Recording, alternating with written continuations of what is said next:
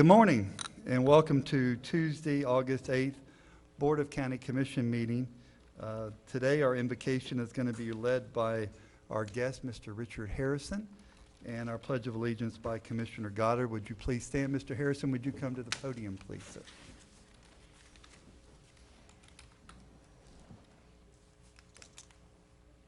Let's pray. Father in heaven, God, we do thank you for giving us another day of life. And Lord, we do thank you that your mercies are brand new today. God, we thank you for ordaining civil government. And God, I do pray that you would bless these proceedings today. God, that you'd help this body, that you'd guide them, you'd give them your wisdom. And Lord, we do thank you again for sending your Son for our salvation. We love you in Jesus' name. Amen. Amen. If you would join us. I pledge allegiance to the flag of the United States of America and to the republic for which it stands, one nation, under God, indivisible, with liberty and justice for all. Thank you. Thank you very much. Commissioners, your first order of business is the approval of the minutes of July 5th, 2017 special meeting, July 7th special workshop, minutes of July 18th, Board of County Commission workshop, minutes of July 21st, BOCC Hiring and Selection Committee, and the minutes of the July 25th BOCC regular meeting. We've been kind of busy if you haven't seen that. Chair will entertain a motion to that effect. I'll make a motion that we accept these minutes. We have a proper motion by Commissioner Goddard. I'll second it. Proper second by Commissioner Pickens. Any further discussion on the motion? Seeing none, all in favor signify by saying aye. Aye. All right. Our next item of business is our proclamation recognizing Mrs. J.W. Bonnie Allender for her service and dedication to the citizens of Putnam County. Thank you. As Putnam County District 1 County Commissioner 1980-1988. Would the Allender family please come forward? And Commissioner Lible, I'm going to ask you to read the proclamation. Be honored to. Thank you. I was talking with the family before we got up there, and I said, you know, it's funny. I talked to Bonnie, or Commissioner Allen, I'll call her, many, many times, but I never met her. But anytime there was a challenge in the county that rose up, you were going to hear from her. I can tell you that. And she was very, very smart. Yeah, good person. With that said, I'm glad to read this into the record. Proclamation 2017 in remembrance of J.W. Bonnie Allender. Whereas J.W. Bonnie Allender has been a resident of Fruitland area for 69 years and served as Putnam County's first female commissioner. And whereas Mrs. Allender served as District 1 Putnam County Commissioner from 1980 to 1988. And whereas as a civic-minded business owner, active in her community and church, Mrs. Allender was an inspiration to women throughout the county. And whereas during her tenure as County Commissioner, Mrs. Allender helped oversee the building of a jail complex on Horry Griffin Boulevard, the new agricultural center in East Palatka. She also oversaw the building of the Citizens First National Bank of Crescent City, where she served as a founding member on the board of directors. And whereas Bonnie Allender will be remembered for her astute mind, forward thinking, and love for Putnam County. Now therefore be it proclaimed that the Board of Commissioners of Putnam County, Florida, recognizes Mrs. J.W. Bonnie Allender for her service and dedications to the citizens of Putnam County, done, ordered, and adopted this August 8, 2017. And with that being read into the record, I would like to offer a motion doing the same. We have a proper motion by Commissioner Lible. And I'll second. Proper second by Commissioner Goddard. Any further discussion on this motion? Seeing none, all in favor signify by saying aye. Aye. Aye. Opposed, like sign. The ayes have it. Thank you very much.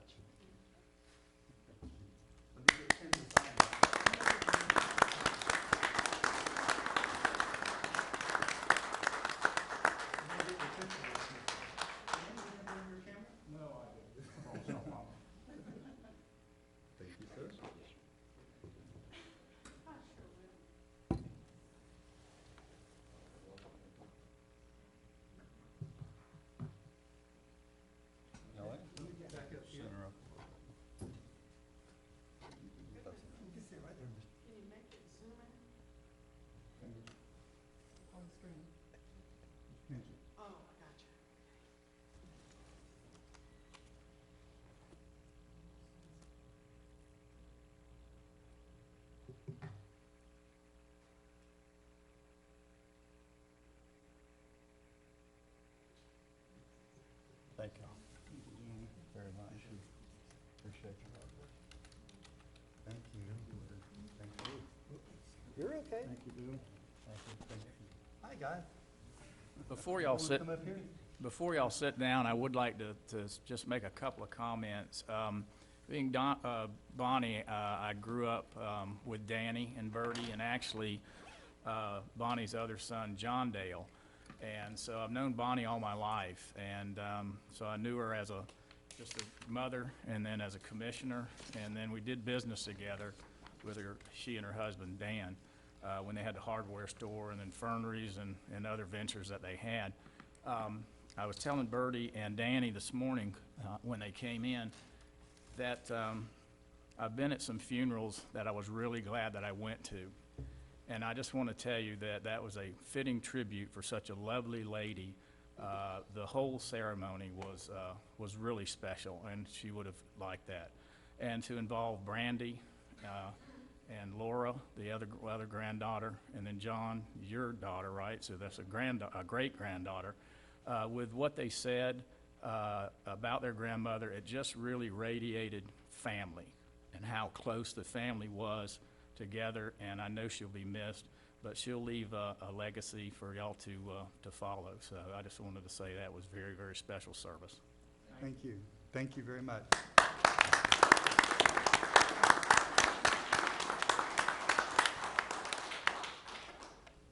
Oh, there's my glasses.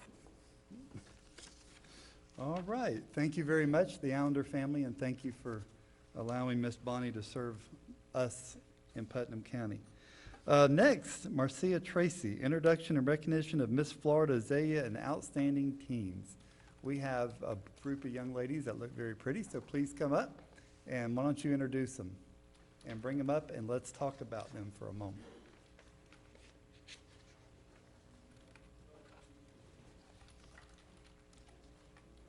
We have a couple of our teens Will this you morning. pull that microphone down? There you go. I'm Okay. sorry. We have a couple of teens that had school obligations this morning, so Okay. we have Miss Kelsey Harrison. She is our Miss Florida Azalea. And then we have Lindsay Missionette, who is our Miss Ravine Gardens Outstanding Teen.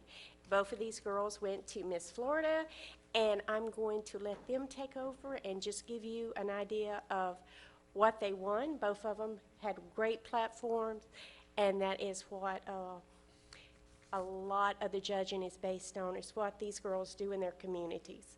Okay? Thank you. Thank you. Who's going first? My name is Kelsey Harrison. I am your Miss Florida Azalea. I had the opportunity to go compete at Miss Florida, which was an amazing experience and something I hope that I get to continue with. My platform was Celebration of Abilities, Changing Social Standards, and I'm an advocate for people with disabilities. I created a prom in Union County, where my hometown is, and it's an annual event where we bring the community together and try to integrate those with special needs and regular education students. While competing for Miss Florida and competing for my dream job, I had the opportunity to meet so many amazing people. I made the top 10. I was a top 10 finalist in representing your county and being able to represent my community. I won the Quality of Life Scholarship, which is for my platform, so that was amazing. That was a wonderful opportunity to be able to discuss my platform. I also won the Scholastic Ambition Scholarship from the Miss America organization as well, and I won Community Service Scholarship from the Miss Florida organization. So I walked away with $5,000 from this experience and scholarships, and it was an amazing experience, and I thank you for giving me this opportunity and being able to represent you this year. Wow. Thank you. I'm Lindsay Missionette, and my platform is the Foster Closet, and what it is to help the foster families that are in need. There are roughly 250 foster kids in the system in Putnam County, and my mother-in-law got a 2-year-old last night, and it's actually helped her, because it's not that they don't come with nothing, it's they come with very little, because it's on short notice, and so we just go out and we help them, and we accept gently used brand new stuff in it. And I went to the Miss Florida Outstanding Teen. I did not make top 10, and I didn't make any awards either. That's okay. That's all We're right. going to have to change those judges. That's right. Well, thank you. Thank you so much. Why don't you come up? Let's get our picture taken. You'll make us all look good, trust me. You stand in front of us and we'll get behind you. Turn side. Okay. There we go. Perfect. Big smile. One more. Now, Commissioner Goddard wants to wear your crown.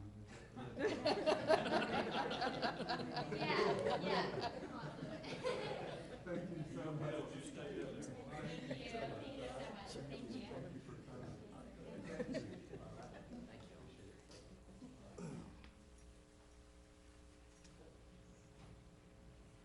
That can be stapled on, too.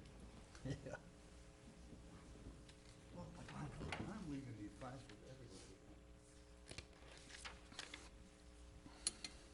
All right, next on our agenda is Mr. David Browning, but he has not made it here yet, so we're going to skip him and come back to him. We're going to go to Cheryl Lynch, consultant with FSBDC at UNF-SBDC update. Now, we have a thing called CAA, Commissioners Against Acronyms. So please explain all the details, and I'm sure you will, Cheryl, and good to see you, sir. So, but please, you have the floor. I'd like to introduce my area director, Kevin Monahan. So Welcome. we work as a team, so you not only have access to me, but you have access to everybody that works in the SBDC out of UNF, and I think that's about 27? Yeah, 27. About 27 folks. So the SBDC stands for the Small Business Development Center. What do? We're from the government, we're here to help, right? So. And you really are. Kind of, sort of, yeah. Basically, the Small Business Development Center was started in '76 with a pilot program out of Congress to help small businesses. 1980, it was enacted. Florida was part of that initial pilot program, so we've been in existence for 40 years here in Florida. Back in 2012, folks in the community, starting with the chamber and other local officials, decided Putnam County needs some help. Small business owners need some help. So they rallied around, we scraped all the pennies together, and we found the matching dollars to open a full-time office here in Putnam County. Program costs about $60,000 for just the matching dollars. That's right. That's dollars and in kind. The whole program in its entirety costs about $110,000. So in cash, between the county now and the city CRA of Palaca, they cover the $32,500 that's required in cash dollars, and the chamber offers office space as in-kind contribution to the program as well. So what do? I help potential and existing business owners in all aspects of business management and growth. So, you need a loan? I don't have money to lend you, but I can help you through the process and put you in touch with the banks that are lending for your type of business. You need to hire folks, you don't know what to do? I can tell you the questions you're allowed to ask, you're not allowed to ask, help you through how an interview process works. You don't know how to keep your books. I happen to be a QuickBooks Pro advisor, and I'm the go-to financial person in our region, so I can help you get your books in order. You say, okay, great, what does that cost? Nothing. Absolutely nothing. The business owner does not pay anything ever. Our services are provided at no cost. We also hold training programs. We tried charging for those, but I do those at no cost here too. So we've got a great resource here to help business owners. The reports that you see in front of you are the bright spots, I guess you could say, of how many counseling sessions I've had, how many hours involved, how many people I've seen, how many jobs have been created, how many jobs have been retained, how many workshops, how much money has been infused. So I said, okay, been here for 5 years now. Let's look at the big picture, because this is my first presentation to you guys. So you only have the most recent reports in front of you with a couple of success stories. But to date, we've had, and this is from about May 1st, 2012 to June 30th of 2017, had 153 jobs created, 218 jobs retained, 44 businesses started, $8,900,000 in loans obtained, total investment into the county with the loans over $20 million. And that's all one small business at a time. So there are bright spots happening here in Putnam County. If you have any questions, I'll be more than happy to answer. Please don't ask me specifics because all of this is held in strict confidence. There is a confidentiality agreement because there are credit, finances that are discussed with business owners, and obviously they don't want that information disclosed, especially in a small community. So, Cheryl, I do have a question, and I'll start it off if you don't mind. sure. Are you helping existing businesses more, or are you seeing startup businesses? Which ones are you seeing the most of right now, or have been? It fluctuates. Okay, Sometimes when I first started, it was a lot of the newer businesses, people looking to get into business, obviously, because the economy was so bad. And what happens is we have those accidental entrepreneurs, people who've lost their job and they're not ready to retire, so they find a passion or a hobby, and those get started. Obviously, as the economy gets better, we see existing business owners because they're having growing pains. How do they grow their sales? How do they get the funding they need to take their business to the next level? right. So it varies. It just depends on the I love that timing. term, accidental entrepreneur, because you pretty much are committed to that once you become, and all of us know that up here. I mean, we've all experienced the painful ownership of owning your own business and not being able to get paid and taking care of your employees first and those things, so, Absolutely. yeah. Absolutely. Commissioners, any questions, comments? No, just looking at the pie charts, very good job there with the equality effort. Sure. Very good job. Thank you. One of the things that we're very good at is keeping data. I mean, she'll tell you how many hours a week she also puts into the computer, making sure that the information is accurate, which goes to our main office, which goes to DC. So we're really accountable for what we do. I also might like to add that that Cheryl is a top-performing consultant. We have consultants in an 18-county area. Cheryl is the top-performing one of all of them, and she should be saluted for that. So we really enjoy what we do, and the thing that I say when someone asks us what we do, I say we're social workers for the potentially rich. That's a good statement right there, Got hopefully. two today. I know, right? Thank you all very much And for if your you never support. sat down with Cheryl, let me say this about her, because I know she's brutal at times, but she's very truthful to you, and she doesn't sugarcoat the fact that it's not the easy ride that some people make it seem to be. And, you know, you've got to be in it to win it at that point. And Cheryl makes that very clear to those customers of hers that, you know, there's going to be lots of sleepless nights going forward from this point on, so. Yeah. One of the biggest things that I hear a lot, well, I don't have time. Now, you're talking to somebody that owns 3 businesses currently and has a full-time job. Don't talk to me about time. Right, right. It's your business, it's 24/7. That's right. Yeah, That's right. brutally honest. Mr. Chair, Yes, sir, if I Mr. could, I just Lible. want to point out the fact to thank Cheryl. I see you after hours at our chamber events and spending a lot of time in Putnam County, and just don't want it to go unnoticed. Thank you for doing what you do. You do go the extra mile. That's why you won all those awards. And we're lucky to have you, and I know that, and this board should be proud of that fact. Thank you for all you do. Just trying to pay it forward. Thank you for your support. Commissioner Well, Gall. that's what I wanted to thank you. I wasn't aware that you are out there to help small business, because I've had several businesses, and it's a stumble and fall and figure it out as you go, and the pitfalls that goes with it.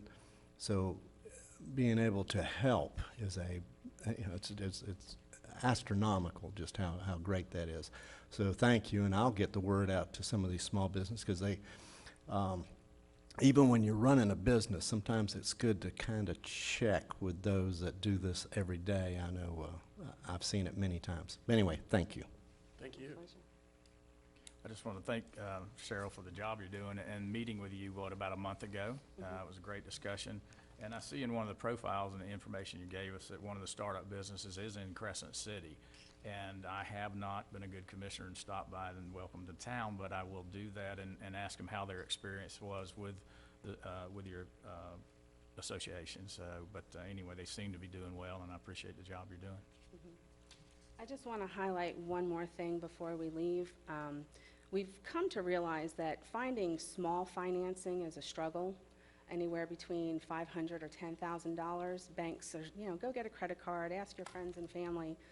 So what I've done is I've reached out to business leaders in the community, retirees, things of that nature, and say, hey, would you be interested helping other potential small businesses in getting a leg up? And they said, sure. So I've got about a dozen small business owners, and we've created the Lion's Lair.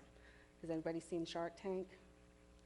Kind of similar thing where I'm working with potential business owners that need maybe $500, $1,000 to do a presentation to a panel to promote their business and pitch what it is that they're needing, and hopefully create some kind of alliance and working relationship where it won't be an investment, so to speak. Obviously, you're not going to $500 and take 50% of somebody's company, but it's more so like a loan type of situation. But trying to help cross that chasm and have existing business owners help potential business owners kind of navigate through and do something like that. So the Lion's Lair was created here in Putnam, and we've got 2 or 3 now that are going through the motions of getting their business plan together, working on their pitch in order to present to the panel to see if somebody would invest in their idea. You know, Cheryl, I told people in my life, and I own my business for 28 years, if you didn't have that lump in your throat come Friday at payroll time, that's when you're truly a business owner, is like, ooh, how's this going to work today? And that's where the rubber meets the road. And you're right. Sometimes $1,000 can get you to next week where money's coming in. But, it's embarrassing to have to ask people, please don't cash your check until next week. But the reality is businesses are hanging on, and there's not a big profit margin like there used to be. So we do appreciate it. I will say on behalf of the board and our staff, anything we can do to make your life easier or make our business owners in Putnam County's life easier, if you see a roadblock, just bring it to us, and we'll be glad to try to help you get that out of the way. I poke. I know you poke. I know you poke. But I don't mind. Well, none of us mind, so we're here to help. Thank you very much, Thank Mr. you. Monahan. Thank you for coming. you. Thank you so much. Thank you so much. We appreciate it. All right. Mr. Browning made the Yeah, I saw that. All right, our next presenter today is Mr. David Browning with Southern Strategy. If Mr. Browning, if you'll come to the podium. Mr. Browning's one of our big advocates in Tallahassee and represents us well, Putnam County, and morning, David. brings home the bacon. So, Yes, sir. good morning, sir. Hi, good morning. Good morning, Commissioners. Thank you all very much for having me. I'm David Browning. I am a lobbyist in Tallahassee with Southern Strategy Group, and we represent Putnam County. And we've done that. I think this is our 3rd year that we've represented Putnam County. And I wanted to come by and talk to you all and kind of explain to you what we accomplished this session, what happened. And Commissioner Leibel, a little bit better than our conversation a year before. And so It is much better. and so But that's the way it goes. that's right. That's right. So it's for those that don't know, some of y'all have not met yet. Commissioner Pickens, you and I have spoken on the phone, of course, and Commissioner Goddard, I have not met you formally, but was raised in Putnam County. I was raised in East Palatka, Florida. My family is from Palatka, and went off and became a lobbyist later on, and we came back and was lucky enough to have Putnam County hire us as the lobbying firm. So it's not just a client for me personally, it's a real personal issue that we want to make sure that we're doing everything that we can to help Putnam County and see it continue to prosper and move forward. And so when we have not been successful, a year ago, it's something we take very, very personally, and we work at it. So this year, we were successful. And what we did is we started out, first off, by getting a good grouping of potential projects from y'all. And I think that's number one. I'd like to make that, because I think that's important, because we're coming into a legislative session next year that's going to start in January.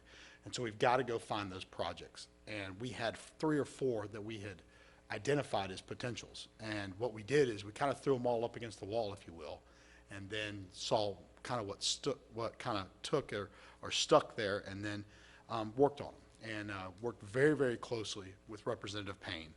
I can tell you that having him there has been an incredible asset for us. It's really nice to have somebody who's a Palatka person representing Putnam County, and that has made a world of a difference in the House in helping us there. And so he hit the ground running. We worked almost, I would say, every day we were talking to him on different projects and so forth. We went after the Dog Branch Creek project, and the reason that that one was really important, I think, was because we started it. Remember, 2 years ago, we went and got all the engineering and everything done, and then last year, we did not get the fully funding on it, and this year, we were able to fully fund it, and so that's a project that we will be able to complete, I believe, with the efforts of what we've been able to achieve in Tallahassee, and I thought that was an important thing to do. Also, the dollar amounts on it, it was over $1 million, was a good number, you know what I mean?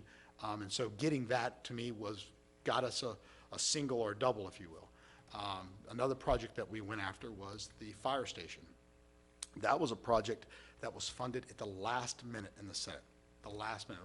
What we call is the Senate bought it, if you will. They took out of their bill or their allocation of dollars, and they placed it down, and they did it. And so that one took till the end of session for us to get that done. But we had it in play the whole time. We did not end up getting the animal shelter. But the reason for that was because it was $400,000. We would have rather, which we did, go get $2.3 million for the community and then take the animal shelter and move it to next year. If we could get it, we would add it on the back end, if you will. But we really wanted to hit a couple of good projects back to the community. Senator Keith Perry has been great to work with, really helps and advocates for our community. And so we had a great session, and I think we'll have another good session. I think that one thing we've got to do is we've got to find those projects again. So if it's okay, we'd like to work with y'all and try to identify 4 or 5 different projects. We can prioritize them and so forth. And we're going to have to do things earlier because we'll start committee week starting in September. So we're only a month away of starting committee weeks, and we'll go into session in January. And so we've got to kind of get on it and educate people and continue to work with both Senator Perry and Representative Payne and kind of give them the tools that they need to be successful and help us. And so, so I kind of report that it was a good year. And, you know, we look forward to continuing doing it. Mr. Chair? Commissioner Lible. I could. I just wanted to personally thank you and publicly thank you. David, the fire station is as important as water and sewer in East Palatka and its development. Without it, it's one of the key ingredients. We have to have it, and you can see what's happening in East Palatka. It's transforming right in front of our eyes, and soon I'm sure there'll be some residential development, but most of all, you know, I'm really on this animal shelter and its facilities and getting a new one for the county, and thank you so much. I know you tried, and Representative Payne and Keith, all of you really tried to get this, and there'll be needs. You know, thank God the taxpayers of this county were bold enough with the Better Place plan, we're able to apply those kind of funds through these capital expenditures, and we're going to be able to move that forward. But we'll need help in the next session, so if you can please, well, you'll get it from us again, but we can still use help, and it looks like the next session and the time of construction is probably going to come together. Time-wise, anyway, in time that maybe we can get something this next session. But thank you very much for all you did. It's more than's ever been done before. And and Dog Branch, of course, you know, it's not a glorious project, but it needs to be done. That's right. Thank you. Well, I'll tell you, we really enjoy representing Putnam County. And I think we can absolutely have great success for Putnam County. Really, I mean, and I keep saying this, that having Bobby and having a Representative Payne, having Senator Perry there, and them coming in really at the same time. So we have 8 years, hopefully, of them. And I think it's an incredible benefit for this community. Really is. Thank you. Really is. You're right. Commissioners, any other comments or questions? Appreciate it. Just thank you for what you've done. And I had lunch with Representative Payne not long ago, and he definitely commended you on getting things done in Tallahassee, so I appreciate it. Well, thank you very much. And if y'all ever need me, I'm available. You can reach me at any time, and I'll make sure you have my cell numbers or whatever and answer any questions. But we'd like to start working on that project list, if you will, of potential projects and get to work and turn around and do it again. They're going, I believe Representative Payne, Ms. Wilkinson's going to speak in a few minutes, and we can ask her, but there's a date coming up with a town hall meeting here about our priorities and things coming up with Senator Perry. So we'll be able to hone that down and put you back out there to work and get things going. I tell you, the East Palaca Fire Department thing, that's really gonna help that whole area, all the way down to Federal Point. And Chief Romay and I and our administrator sat down the other day, and there's a lot of latitude that we can do with that. And he's out working very hard right now to make sure that that gets done for that area. So we do appreciate all you do and look forward to next session. Anything we can do to help you, we're all just one phone call away. All right, So thank please y'all give very us a much. call. Thank you, David. Thank you for coming down, sir. Thank you. All right, next, Ms. Leota Wilkinson, Executive Secretary to Representative Bobby Payne, District 19. Discussion on the upcoming food distribution project. Ms. Leota Wilkinson, you have the floor, ma'am. Good morning. Good morning. Morning. So thank you, David Browning, for that presentation, and we enjoy and glad we have that partnership with their company, and I agree that moving Putnam County forward is important and having that relationship with them, so thank you for that. This morning, just for those who don't know me and for our listening audience, my name is Leota Wilkinson, and I'm the Executive Director to your State Representative Bobby Payne.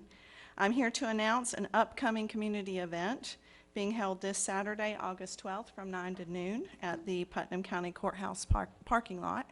We are super excited about this. Our office, along with Senator Perry, has teamed up with Farm Share to provide a free food distribution to our community. To tell you a little bit about Farm Share, they have a public-private partnership with the Florida Department of Agriculture and the Florida Department of Corrections. Farm Share uses volunteers and inmate labor to resort and package surplus produce and distribute it to communities throughout the state. Florida Farm Share receives surplus produce from farmers and distributes more than 15 million pounds of fresh fruits and vegetables to participating communities each year. Last year, Farm Share served more than 4 million Florida households and distributed more than 33 million pounds of food to people in need. Representative Payne, Senator Perry, the Palaca Sunrise Rotary, the Palaca Police Department, the Police Athletic League, and the Putnam County Sheriff's Office have joined together with Farm Share to give away fresh produce and groceries at the Putnam County Courthouse in Palaca on this Saturday from 9 to noon. Farm Share will provide a huge semi-load full of food. We're super excited about that, with volunteers handing out bags of groceries to our families in the community. This is a non-political, nonpartisan community event. Anyone can get food. There are not any requirements. There's no income requirements. Farm Share is an equal opportunity provider. So if anybody in the community needs food or knows of someone who does, please stop by this Saturday from 9 to noon. And we're just asking for help in spreading the word so that we can have a good turnout. And we're just looking forward to this great event in our community. So thank you for your time. Thank you, Ms. Wilkinson. Commissioners, any comments or questions? This is a great project, and we really appreciate it. I'm sure that y'all have done all the radio stations. We have. We've done all the radio stations. I've left some flyers right here on the corner, so if anybody wants to take those and help us spread the word, we appreciate it. Okay. Leota, thank you for all you do, and please tell Representative Payne how much we appreciate what he's doing for Putnam County also. Absolutely. And you mentioned it's not the town hall meeting, but the Putnam County delegation meeting. Delegation meeting. Yes, and that is on Monday, September 25th, from 2 to 4 Good. in this chamber. Good deal. And we welcome the public. Everybody's welcome to give up what they need for Putnam County. That's right. That's right. And we're hoping for a very successful legislative year. We are too. We are too, that's right. Thank you again, and we look forward to seeing you on Saturday. Okay. Thank you. Bye-bye. Thank you. All right, good deal. All right, now that takes us to our public comment portion of our meeting. This portion of the agenda is designed to allow citizens an opportunity to bring matters to the attention of the board. It is not reasonable to expect that the board will engage in debate or deliberation about matters on which the board has received no prior information as part of this agenda. Please limit your comments to 3 minutes. We're not going to pull you off if you go over, but we're going to try to ask you to stay on task. Public comment cards are conveniently placed in the meeting room at the back, and they're blue, and should be submitted prior to the meeting to the deputy clerk who sits to the right of the podium. Again, if you need, let me say this, if you have an item that requires more time then it can be agended. So just remember that. And we try not to have any personal attacks here.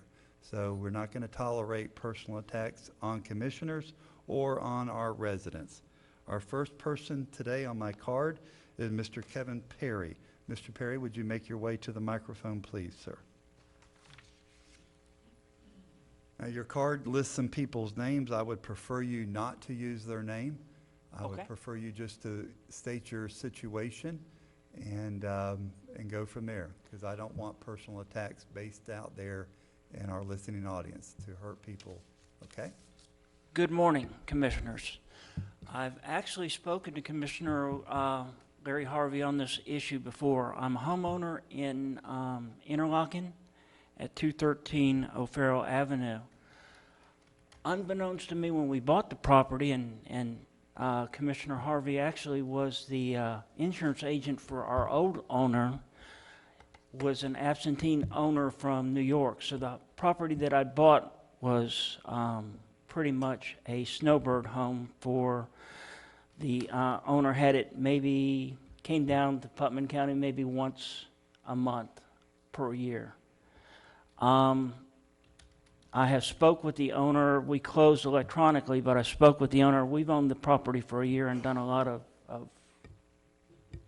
rework of the property and still are. It's work in progress. The homeowner next to me, that property has been condemned since 2009. Since 2009, it has been condemned. Actually, I came aboard to the meeting on 7/20 right here in this office with a special magistrate, John McPherson, which ruled for foreclosure of that property, meaning it's gone that far. I've got all the paperwork. Commissioner Harvey has seen that paperwork as well.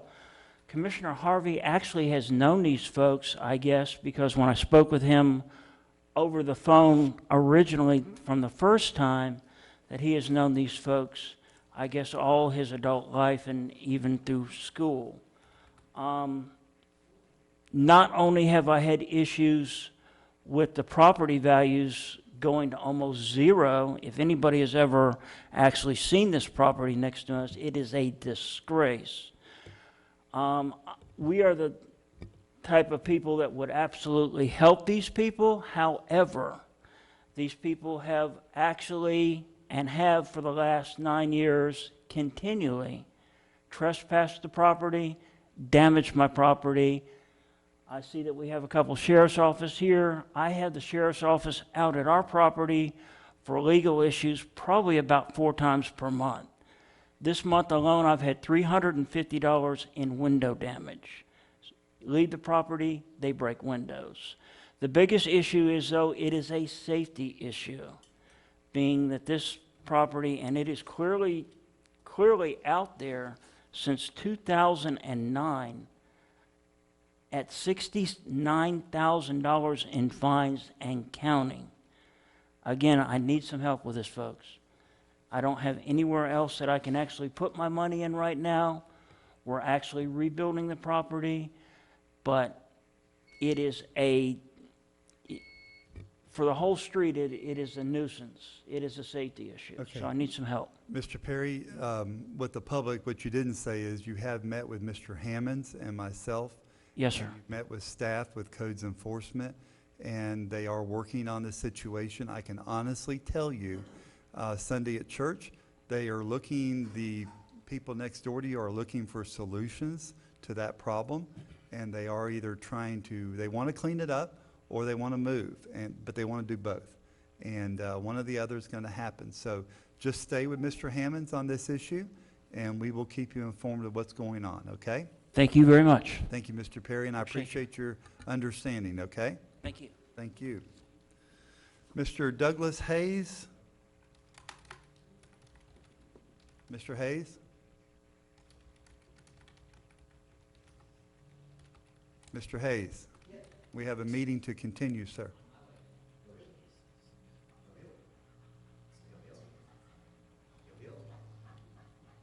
Stop. Go back to the left. Stop. Go ahead and start the time.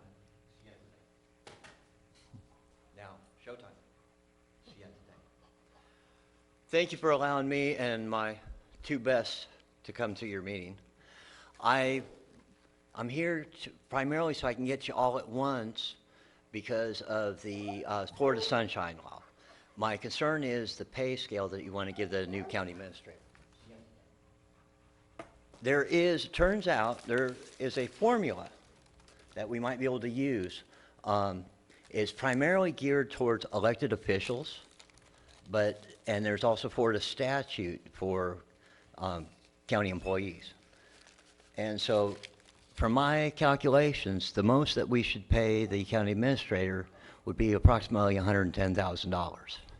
Now, according to Indeed.com, a county administrator, or an administrator, whether it's corporate or government, in the state of Florida, Mr. Hayes, your dogs are, makes roughly $68,000. According to Indeed.com, the administrator in Miami-Dade is making $90,000. So anyway, I just wanted to point those figures out. I'm more than happy to give you the information with the Florida statutes. please give that to Tony, our clerk, and we appreciate your comments Okay. on that. And then the second thing is in regards to the health care plan that you're going to provide for your employees. I know that you guys have considered some other options. If you were to research, it would be, there's what's called the Florida Partnership Program, which is a long-term care program, that to be able to incorporate that, so that way if somebody needs long-term care, that there would be some coverage. Also look at an outfit called Atlas MDs. It's a concierge cooperative system where an adult pays $50 a month and a child is $10 a month, and they have doctors that they go to, because maybe that would lower the cost. And then the Cato Institute published a book. Hush, hush. Sorry about that. He's only 18 months and he's in training. Anyway. I'd call him down, but I don't think he'd respond to me, so. Yes. Anyway, it's called Patient Powers, and it's a book by the Cato Institute, and I do believe that has to do with the healthcare savings accounts and cooperative systems.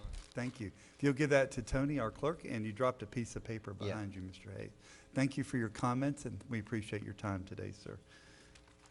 Okay. And thank you for allowing, like I said, me and the critters. As you know, the Pandora's been trained well. He's the one that's still learning. Leaving you now, so, yeah. All right. Thank you, Mr. Hayes. We appreciate that. Is there anybody else in the public wishing to speak to us right now? Public comment time? All right, hearing none, we're going to close our section of public comment and go to our consent agenda. I've already closed the public comment.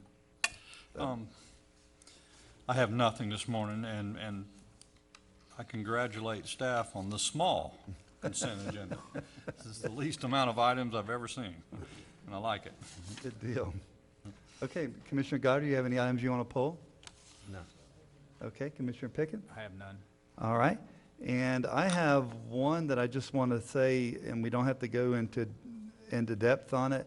Item E, in Commissioner Goddard's district, Lake Susan Road is going to start getting some design consulting work, boring samples I read. Things are happening, and we're impressed. I want to congratulate you on getting these projects that have been sitting there in the vault for a long time out and start moving them forward. You know, that's economic development for Putnam County, infrastructure and roads. So we greatly appreciate that. So with that, I will end my comments, and the chair will entertain a motion on the consent agenda items A, B, C, D, and E. Move approval, Mr. Chair. We have a proper motion by Commissioner Lible, I'll second it. proper second by Commissioner Pickens. Any further discussion from the board? Hearing none, all in favor signify by saying aye. Aye. Aye. Opposed, like sign. Okay. The next item of business is item 10, Codes Enforcement, page 104 on your packet. Mr. Sammons, you have the floor, sir. Give me just a moment to get to 104, if you don't mind. Okay. Mr. Chairman, if I might, before we get started, these next two items, let's see, R 17-004 and R 17-005 are quasi-judicial in nature. So I'm going to ask each one of you to please disclose any ex parte communications. And when you're done with that, we're going to go ahead and have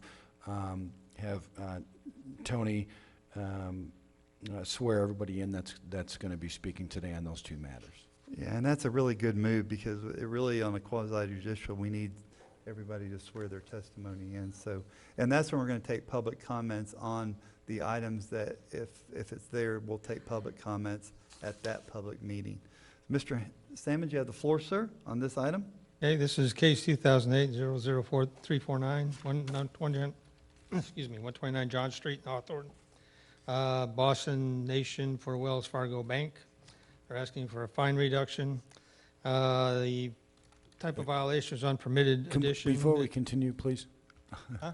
Before we continue on to these, we need the ex partes disclosed and then. Not yet, not on this one. This is a code enforcement thing. Yeah, the code. Oh, I'm sorry, I jumped ahead. Yeah, you're ahead of the game. Sorry. That doesn't happen until 10. So go right ahead, sir. Okay. The length of time to achieve compliance was 8 years, 6 months. The bank has offered $10,000 to settle this case and have the county release the lien. We have one daily fine lien. The bank foreclosed on the property. Staff is recommending that the board accept the $10,000 offer. It's paid within 30 days of the release of lien. Thank you. Any questions for Mr. Salmons on this? All right, board, what's your pleasure? I move that we accept the fine as presented. Okay, we have a proper motion by Commissioner Goddard to go with staff recommendation. I'll second it for conversation, but do we have anybody from the public representing this property? Okay, we have a second by Commissioner Lible. Any further discussion on this item? They are out of town. They didn't indicate to me that they would be here. Okay. We've been communicating by email. All right. Seeing no further discussion, all in favor signify by saying aye. Aye. Opposed, like sign. The ayes have it. We're going to stand adjourned till our 10 o'clock certain meeting. So Recess. Recess. going to, if everybody get their seats, please.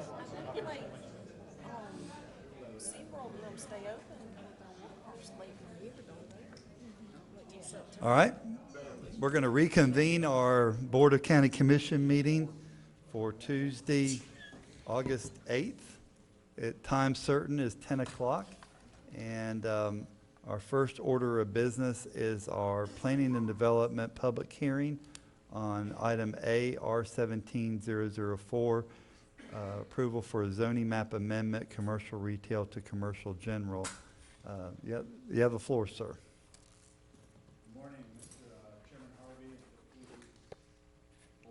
I'm going to have to do it again. Yes, this is quasi judicial. So we need to reveal any, before you get started, we need to reveal any communications we've had with the applicant or anybody. Or on staff, this matter. yeah, Yeah, with the parties. any parties. Commissioner Lible? I've had none, Mr. Chairman. Okay. I've had none. I've had none. I just spoke to staff. I did speak to staff yesterday. I think the wrong map was included in our packet just to get the right map, but other than that, that's the only thing I did. All right. And then, next step before we get started, we'll have Tony swear in anybody that's going to speak on these two matters. Okay. Is anybody here going to speak on this item? This one and the next one. Okay. Well, why don't you come and get sworn in before we get started on They that? can do it in place. They can just rise and raise their right hand. Okay. I swear or affirm the testimony and evidence you're providing is the truth to the best of your knowledge and of Good deal. Okay. You're swore in to get sworn at. That's what happens in our business. Thank you. Thank you very much. All right, sir, go right ahead with your presentation. Chairman Harvey, and if it pleases the board, today I'm presenting a simple rezoning request from Commercial 2 to Commercial 3. This presentation will include 12 more slides. We'll review the criteria for a rezoning request. The applicant and owner is Capital City Bank. As we've stated, the request is a zoning map amendment from commercial retail to commercial general on 2 adjacent parcels totaling 0.48 acres. The purpose of the proposed rezoning is to conform to the C3 zoning requirements under the Land Development Code. The location, the 911 address is 305 South Highway 17 in East Palatka, Florida. There's an aerial map of the subject site. 2 parcels are outlined in blue. The current future land use designation is commercial. As you can see along this corridor, you have heavy commercial use. The current zoning is C2, and the proposed zoning would be C3 if we adopt today. Just real quick, we're going to go over some comprehensive plan consistency requirements. Because the future land use on this parcel is already commercial, it's already consistent with the future land use designation. The proposed general commercial zoning would be consistent with the comp plan. C3 is our general zoning district, so you have a mixture of light and medium intensity commercial. It requires immediate access to major and minor arterial roadways, and the future land use category is commercial. Brief analysis. Stated before, C3 zoning district is consistent with the commercial future land use designation. These parcels have direct access to Highway 17. Traffic will not pass through established neighborhoods. And according to the traffic circulation element of the comp plan, this Highway 17 has a level of service of D, which is acceptable. Neither parcel's in the floodplain, nor do they contain wetlands. Parcels are appropriate commercial infill locations. The proposed use will be located on sites that have direct access to paved roadways and a collector or higher roadway functional classification. The site's accessible to intended markets or service areas and do not require significant non-residential vehicle or traffic to pass through established neighborhoods. And the types of commercial uses and site development standards are subject to further regulation by commercial zoning district standards provided in the Land Development Code. Findings and recommendations. Staff finds that the proposed rezoning is consistent with the comprehensive plan, consistent with locational requirements for C3 zoning, and compatible with the surrounding uses. Planning Commission recommended approval unanimously at the rezoning at its July 12, 2017 meeting. Staff therefore recommends approval of the request to amend the zoning map from C2 to C3. Any questions for staff? Thank you. Commissioners, any questions? All right, hearing none. Is there anyone in the audience wishing to speak in favor of this petition? All right, anybody, Mr. Key, you want to speak? You've been sworn in duly, so please come up and share. Thank you, Commissioners. John Key, 415 St. John's Avenue, Palatka. I'm here representing Capital City Bank, who is the current parcel owner. They would like to have this rezoning change from C2 to C3 so that it may help them in selling this parcel. Okay. All right, thank you. Thank you. Is there anybody else in the audience would like to speak in favor? All right, seeing none, anybody would like to speak against this petition? All right, that will end our public hearing on this item. Commissioners, what's your pleasure? I move we approve staff recommendation. We have a proper motion by Commissioner Pickens to approve staff recommendation. Proper second by Commissioner Lible. Is that correct? Okay. Any further discussion on this item? Hearing none, all in favor signify by saying aye. Aye. Aye. Opposed, like sign. Thank you. The ayes have it, and the petition has moved forward. Thank you, Mr. Key. We appreciate it. Next item on your agenda is item B, R17005. Request board accept Planning Commission and staff recommendation to rezone 316-18 State Road 26, Melrose Kathleen Ashley from R1A to C3. I will start with quasi-judicial. I have had conversations with Judy McLachlan about this item, and I know Ms. Massey left me a voicemail last night on my county phone concerning this matter also. Mr. Lible? I've had contact with Mr. J.J. Tilton in support of this project, and that's it. Okay. Mr. I've had none. Spoke to staff. Okay. All right. We're good? All right, those of you who want to speak on this item, please rise and we'll swear you in. Okay? All right. Tony? Swear or affirm the testimony and evidence you're providing is the truth and best of your knowledge to help you God. I do. Good, thank you very much. Okay, sir. Mr. Sammons, you have the floor, sir. This is a request to rezone the property at 316, 318 State Road 26 in Melrose from R1A to C3. The property in question is right on State Road 26. The future land use category of the property is commercial. It's a 1.62 acre parcel located right across from the Blue Water Bay. The R1A zoning district that it is now is not an appropriate zoning district for a commercial land use. The surrounding properties are C2 for the most part. The proposed zoning would make it C3. There's a property kind of diagonally across the street that's also zone C3. As you're aware, C3 is the new C2. C2 used to be a general commercial district back under the old zoning ordinance and even in the land development code for a while. Now it's been changed to be light industrial in C2, and the C3 zoning is now the general zoning district. That last property, there's a historic district. It's not in the historic district. It's separated from the historic district by a lot or two. I could go through the staff report you have. I'm prepared to do that, but it's a pretty consistent rezoning. It's changing a zoning that's not proper to a proper zoning. There was one person at the Planning Commission that requested that the Planning Commission recommend C2 rather than C3. The Planning Commission did not do that. They voted 6-0 to rezone the property to C3. I'm willing to answer any question you have, or I can go through the whole staff report if you'd like. Okay, Commissioners, what's your pleasure? Would you? I don't have any questions on this. I have none.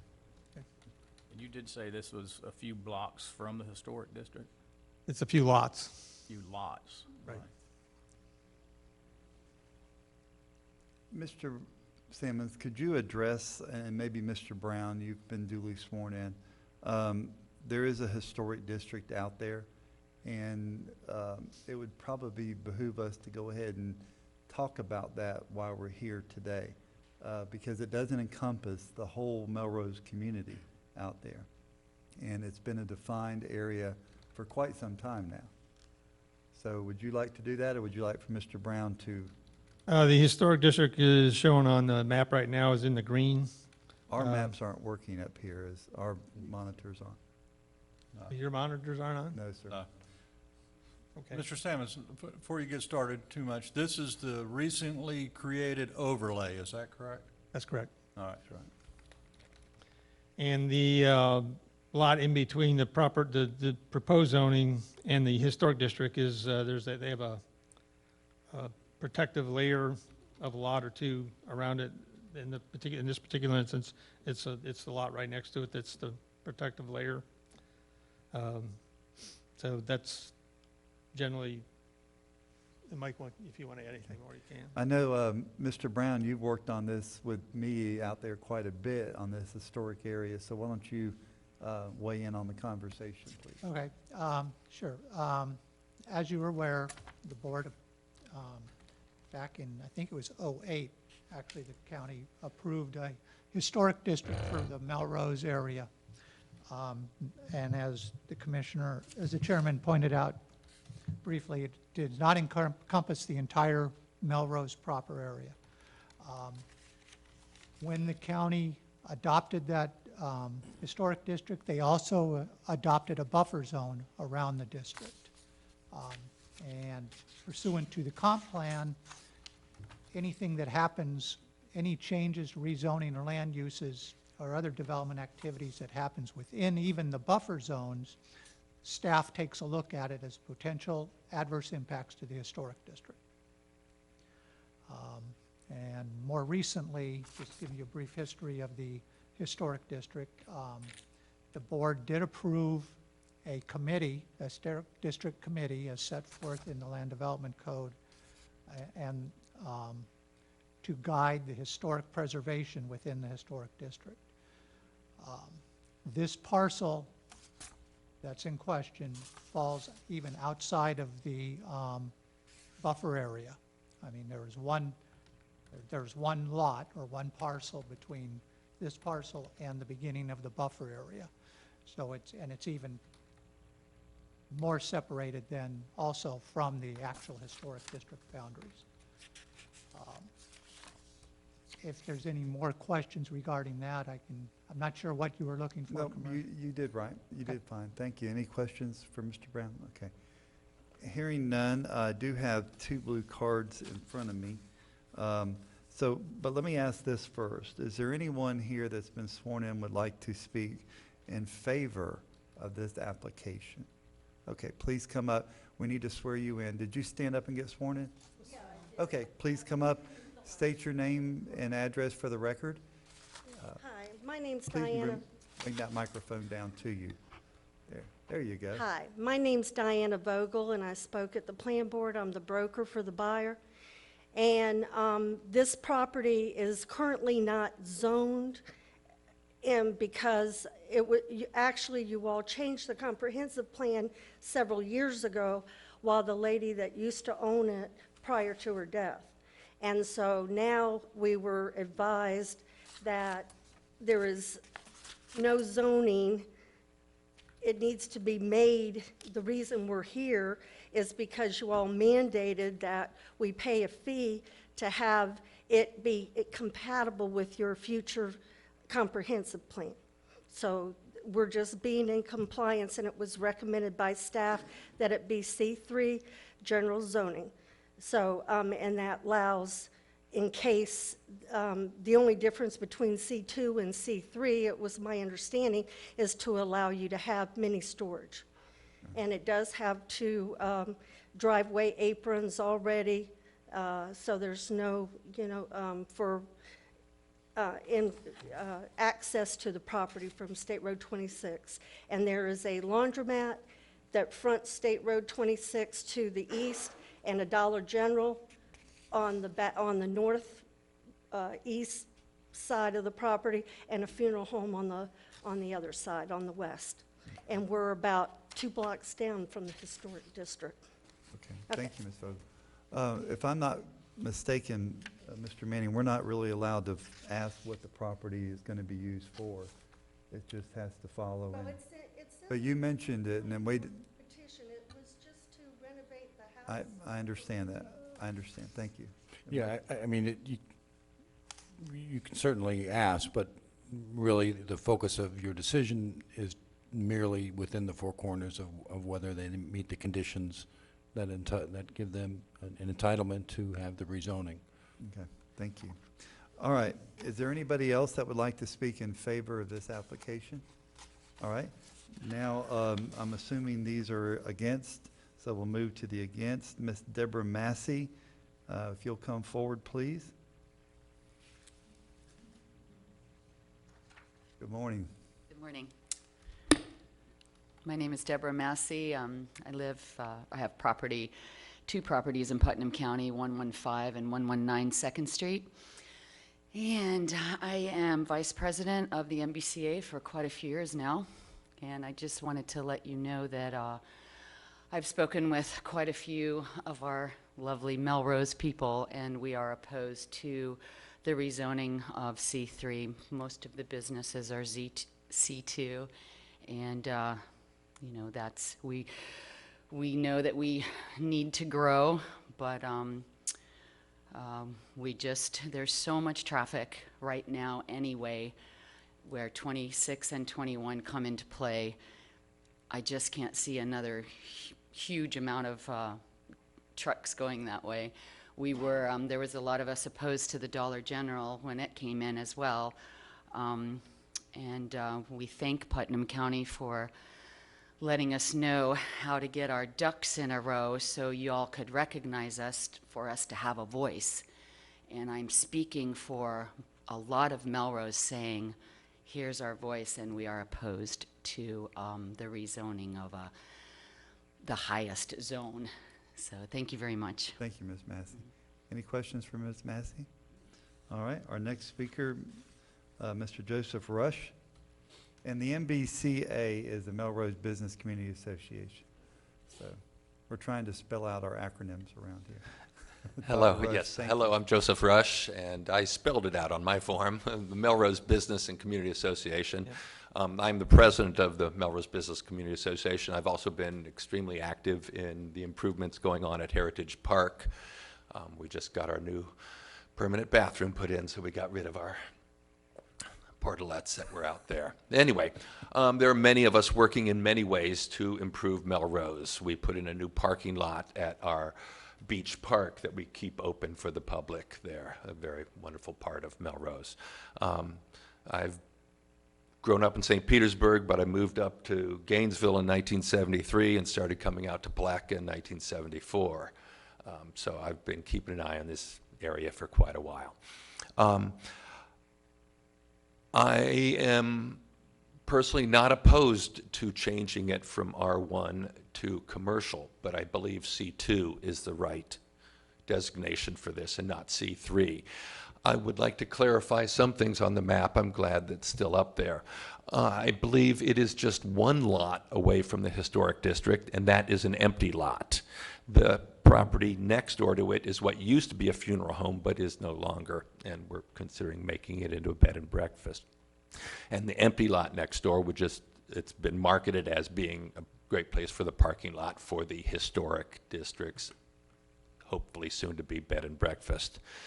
The only other place on the map that is C3 is mostly an empty lot that is next door to Blue Water Bay and is used as a parking lot for the C2 business of Blue Water Bay. So every business that is currently there is C2.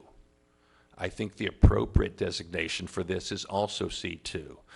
I would like to state that I did not oppose the Dollar General. I think you need some development, and what you need is appropriate development.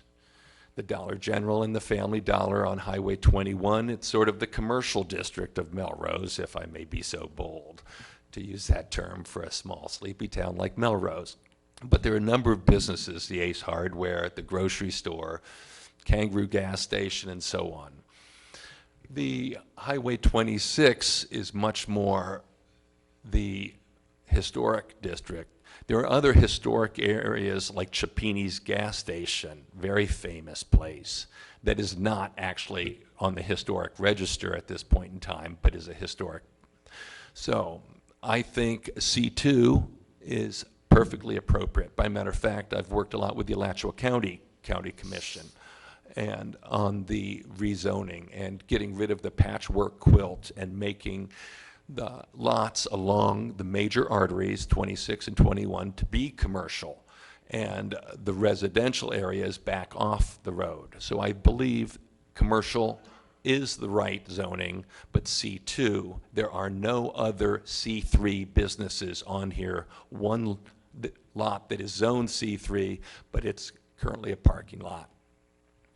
Thank you very much for the consideration. I hope that you will approve a C2 designation for this lot. That is what everything else in the area is. And I'd like to clarify, because I believe the statement was that it was 2 blocks from by the speaker, not by your staff. The staff said that it was just a couple lots. I think it's 1 lot, and I believe that's an empty lot next to what used to be the funeral home. I think I heard the 1 lot is what I heard, so, and that's what y'all referred to. So. 1 empty lot. Yeah. So thank you, Dr. Rush. We appreciate it. Thank you very much. Commissioners, any questions for Mr. Rush while he's here?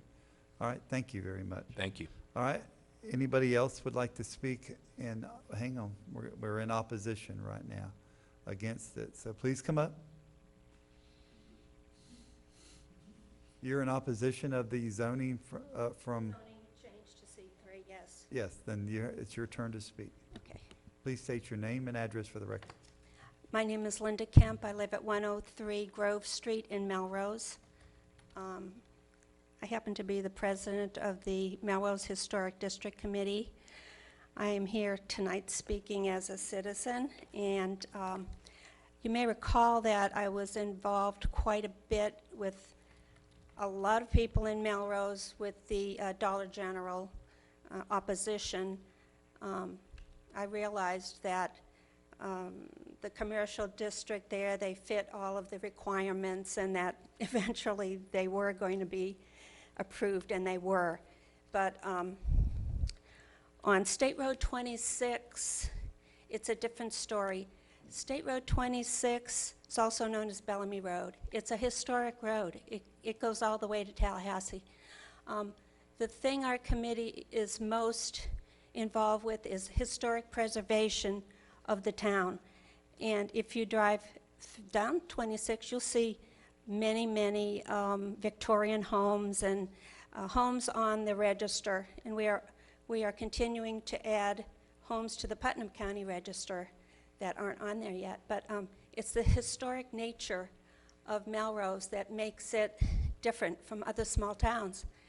And I would not want to see another Dollar General type of store on this lot, because if you give it a C3, that's what would be allowed there. Another garish yellow and black business, which does not fit in with the historic character of State Road 26. It just doesn't.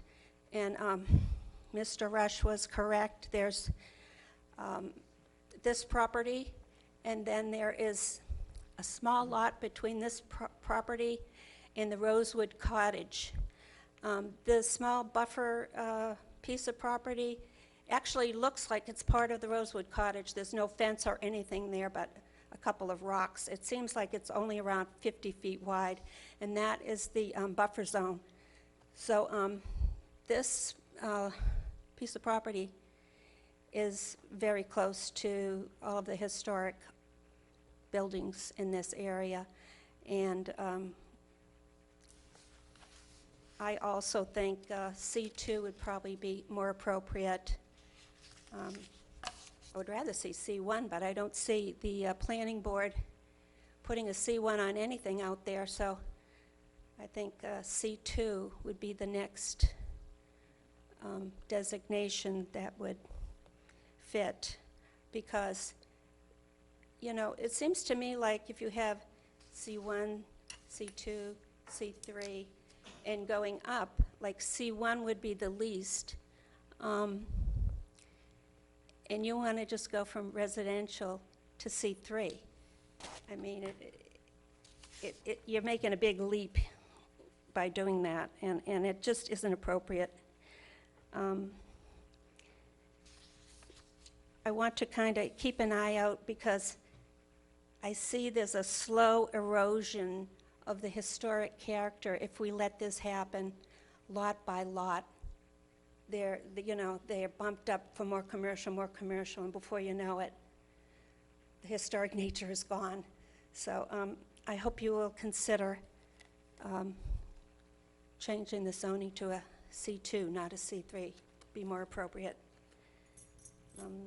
That's all I have to say for now. Thank you. Thank you, Ms. Camp. I do want to say that we're protecting the historical area.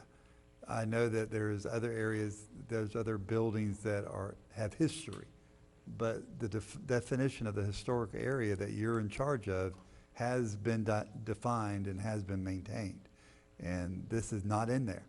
Now, if Melrose was an incorporated town, they could do what they want, and we've had that discussion many, many, many times.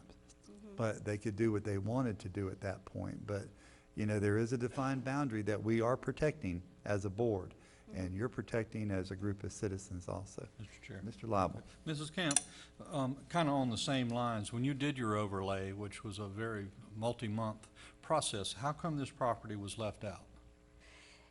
It's not on the historic register. So This that's a property is not, prerequisite. but it's next to, except for this like 50-foot swath of a lot, which I didn't even realize wasn't part of Rosewood Cottage, because Rosewood Cottage, which it used to be the funeral home, has a big grassy green lawn, and that lawn goes all the way up to this property that we're talking about that wants the zoning change. You can't tell there's a lot between the two. It's just a grassy area. But this piece of property does hit the historic, the buffer zone, which is that 50-foot lot. And it Okay. looks like it's part of the Rosewood Cottage, you know. good. If you Thank go you. and look at it, you'll see. So, Thank you, Ms. Kemp. okay, thank you. Mr. Brown, along those lines, can I ask you a question concerning, there was, the historic area could not be enlarged. Is that correct? It was, Well, it was defined? it wasn't enlarged. It could be by the action of the board. Right. An amendment to the comp plan. But to date, there's been no request, either from the public, or I haven't heard anything from the board, a desire to expand it. So that what's in place today was what was adopted back in '08, I believe, that the county adopted that historic district. So it Thank stayed the same. Yes, Commissioner Lible.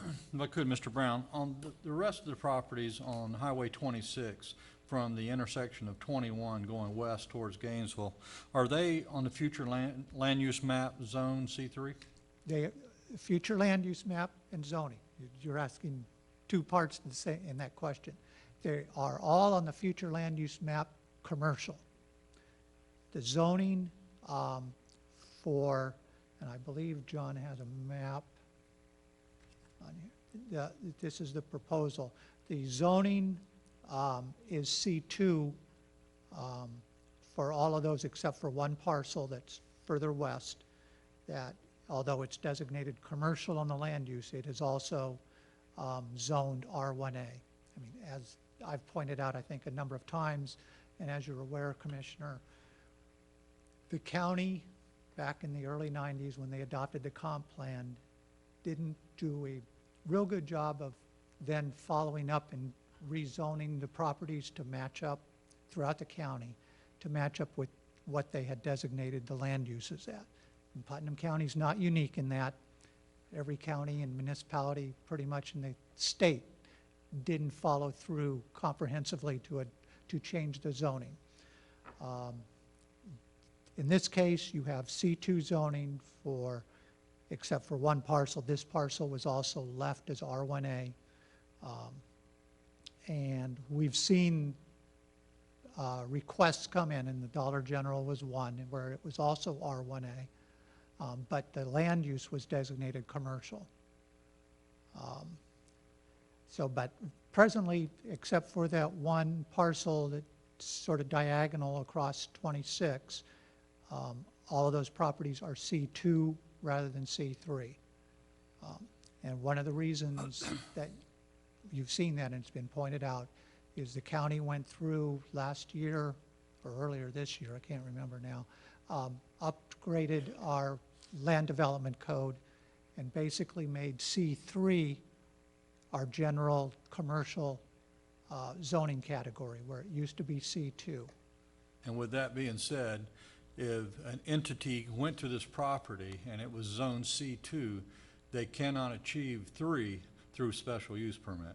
Right, right. We cleaned a lot of that up because we're getting a lot of special use permits, and we So figured. what we do today is pretty Yes. much in stone. And just to point out, there was a statement, Linda made a statement about, the Dollar General. Dollar General would be allowed in C2, so this, that wouldn't, changing the C2, C3 for this parcel doesn't forego the possibility of a Dollar General. That, just pointing out that example. That, but I'm reiterating things I've already said, but when we made that, staff recommended a change to the land development code to upgrade and move C2 to make C3 our general commercial. That's why we're seeing a lot of these changes, and you've seen them come up recently in various parts of the county. I see. Then I had a question for Mrs. Massey, if I could. Sure, please. Sure. Ms. Matt, come up to the podium. Just as to get my bearings right, is this Red Thompson's? Are you an heir of Red Thompson's? Or, no, I'm sorry. No, who was? Oh, I'm Diana Vogel. Diane, I'm sorry, yes, I'm reading my notes. Diane, are you an heir? Was this, I'm trying to figure out. Please come to the podium. Please come. Ms. Vogel, thank you. You said this property is right across from Blue Water Bay. Right, exactly across. And I'm the broker for the buyer. I got it. Never mind. And however, the person that inherited it, it was her grandmother's property, but you all had apparently changed it back years ago to to commercial, but when she died, it wasn't grandfathered in. It was a residence. Right. It's two residents. Mhm. And they're dilapidated. But they are, and my client is planning to fix it up. He's not planning to put a Dollar General. But it was my understanding that when we came in, we had it as C2. However, your staff said we should make it C3 because the old, if you look at the next to the last page of the packet, the future land use map, it's all red.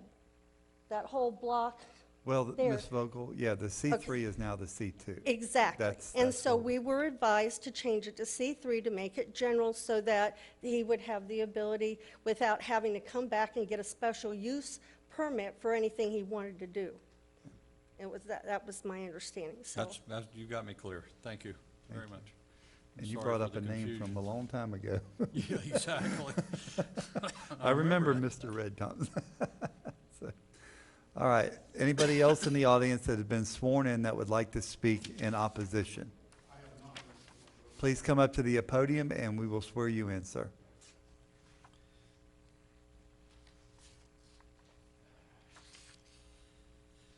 Tony? State your name for the record. Please state your name for the record. John McCray. Do you swear affirm the testimony and evidence you're providing is the truth and justice to help you God? I do. My name's John McCray. I live at 405 Pearl Street. We finally called it the Pearl River when we have a storm come through. And I'm not opposed to, obviously not opposed to any development as long as it's a limited development. My family are pioneers here since the 1840s. They were all entrepreneurs, doctors, lawyers, business store owners. And, but we have a severe drainage problem in Melrose. And adding any more pavement anywhere that drains out into State Road 26 is going to compound the issue. I have some videos when we had the storm came through. We had like 4.5 inches in less than 2 hours one day. And the water was actually coming up out of the ditch along by the school, which is the headwaters of Etna Creek, exactly almost coming up to Blanding. My neighbor on the bottom, on the downside of Pearl Street, they're almost 90 years old, both of them. And I had to go over and dam their front door up, keep water from rushing in. And I mean, paving any more land over there that dumps water into State Road 26 that eventually gets into the Etna Creek area is just going to compound the flood issue. I've had to ditch along with my tractor alongside Pearl Street to move the water out, and did the same thing from a neighbor to keep them getting in their house. But like I say, I'm not opposed to, businesses coming in. I'd like to stay away from C3, but there needs to be something done about the flooding issue we have over there. And I have videos and pictures available if anybody'd like to see them, of how bad it is. Thank you. Thank you. Thank you. Yes, sir. Chair, can we call Mr. Brown or Mr. Sammons to speak to the impervious surface Yeah, if requirements? any significant changes in the development on that property will have to go to the Development Review Committee, and drainage will certainly be addressed. St. John's Water Management and Public Works are both involved in that thing, and they would be both looking at drainage. And it would have to be kept on the property. It wouldn't be Right. able to be drained Right, out they'll on. probably have to- It will, and that limits the size of any structure that can go on Right. that property. It'd Right. be approximately a third Right. of the whole property size, so that does eliminate that. Mr. McCray, did you understand that? You didn't hear that? Go ahead, John. Any significant changes in development on that property would go to the Development Review Committee, which is made up of Public Works, St. John's Water Management District, the Fire Marshal, all those people. They look at virtually everything, including drainage, and drainage will be looked at by both Press's people and the Water Management District, so that they'll make sure that there's no more water being put into the road. Yeah, Yes, they will. probably have to have a retention pond. Yep. Yeah, so that's what's going to happen. I could tell that you had some idea about Blanding Boulevard. Most people don't realize it starts in Orange Springs and works its way north, so you're right. Okay, is anybody else in the audience wishing to speak against this? All right, seeing none, we're going to close our public portion of our meeting and commissioner deliberations. Commissioners? You've been picking on me all day. I have not. You've been very vocal today. Oh, Mr. Pickens. Okay, let me, lead it out. I'll look to my left. I'm teasing.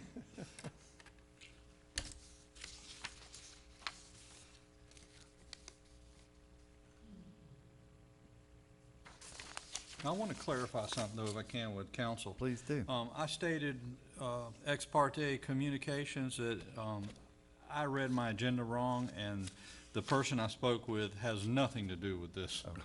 Okay. It's the next one. Okay. Thank you for getting that on the record. All right, thank you. All right, commissioners, what's your pleasure on item R 17-005?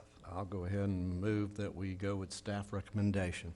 We have a proper motion by Commissioner Goddard to accept staff recommendations. I'll second it. We have a second by Commissioner Pickens. Any further discussion? Hearing none, all in favor signify by saying aye. Aye. Opposed, like sign. The ayes have it, and this is moved forward. Thank you very much. Thank you. Okay, the next item on the agenda is still in planning development, SD 17002. Request board approval for Planning Commission Development Review Committee to offer a resolution to approve the final plat for 3-lot Bob's World subdivision. Item 151 to 165 in your packet. Mr. Brown, you have the floor, sir. I guess you're at the microphone. Chairman and Commission, Mike Brown, Putnam County Planning and Development Services. This is a proposed application for a Type 1 subdivision of 3 lots known as Bob's World on 20.01 acres. The applicants are Wilma Cunningham and Nancy Jacobs. The parcel is located on State Road 100 in the San Mateo area. Future land use designation is Ag 2, and the zoning is agriculture. Here's a look at the future land use. It's all Ag 2 around there. Zoning district, as I pointed out, is Ag. Aerial, you'll see a wet area that shows up pretty nicely on the aerial. And again, it is a wetlands. And here's a draft of the plat that's been submitted. Just a little background. This is, as I pointed out earlier, a 3-lot subdivision, a Type 1 subdivision on 20 acres. The property is a single lot resulting from a combination of 2 parcels which were created as part of a Type 2 subdivision back in 2016. That's the reason we're here today.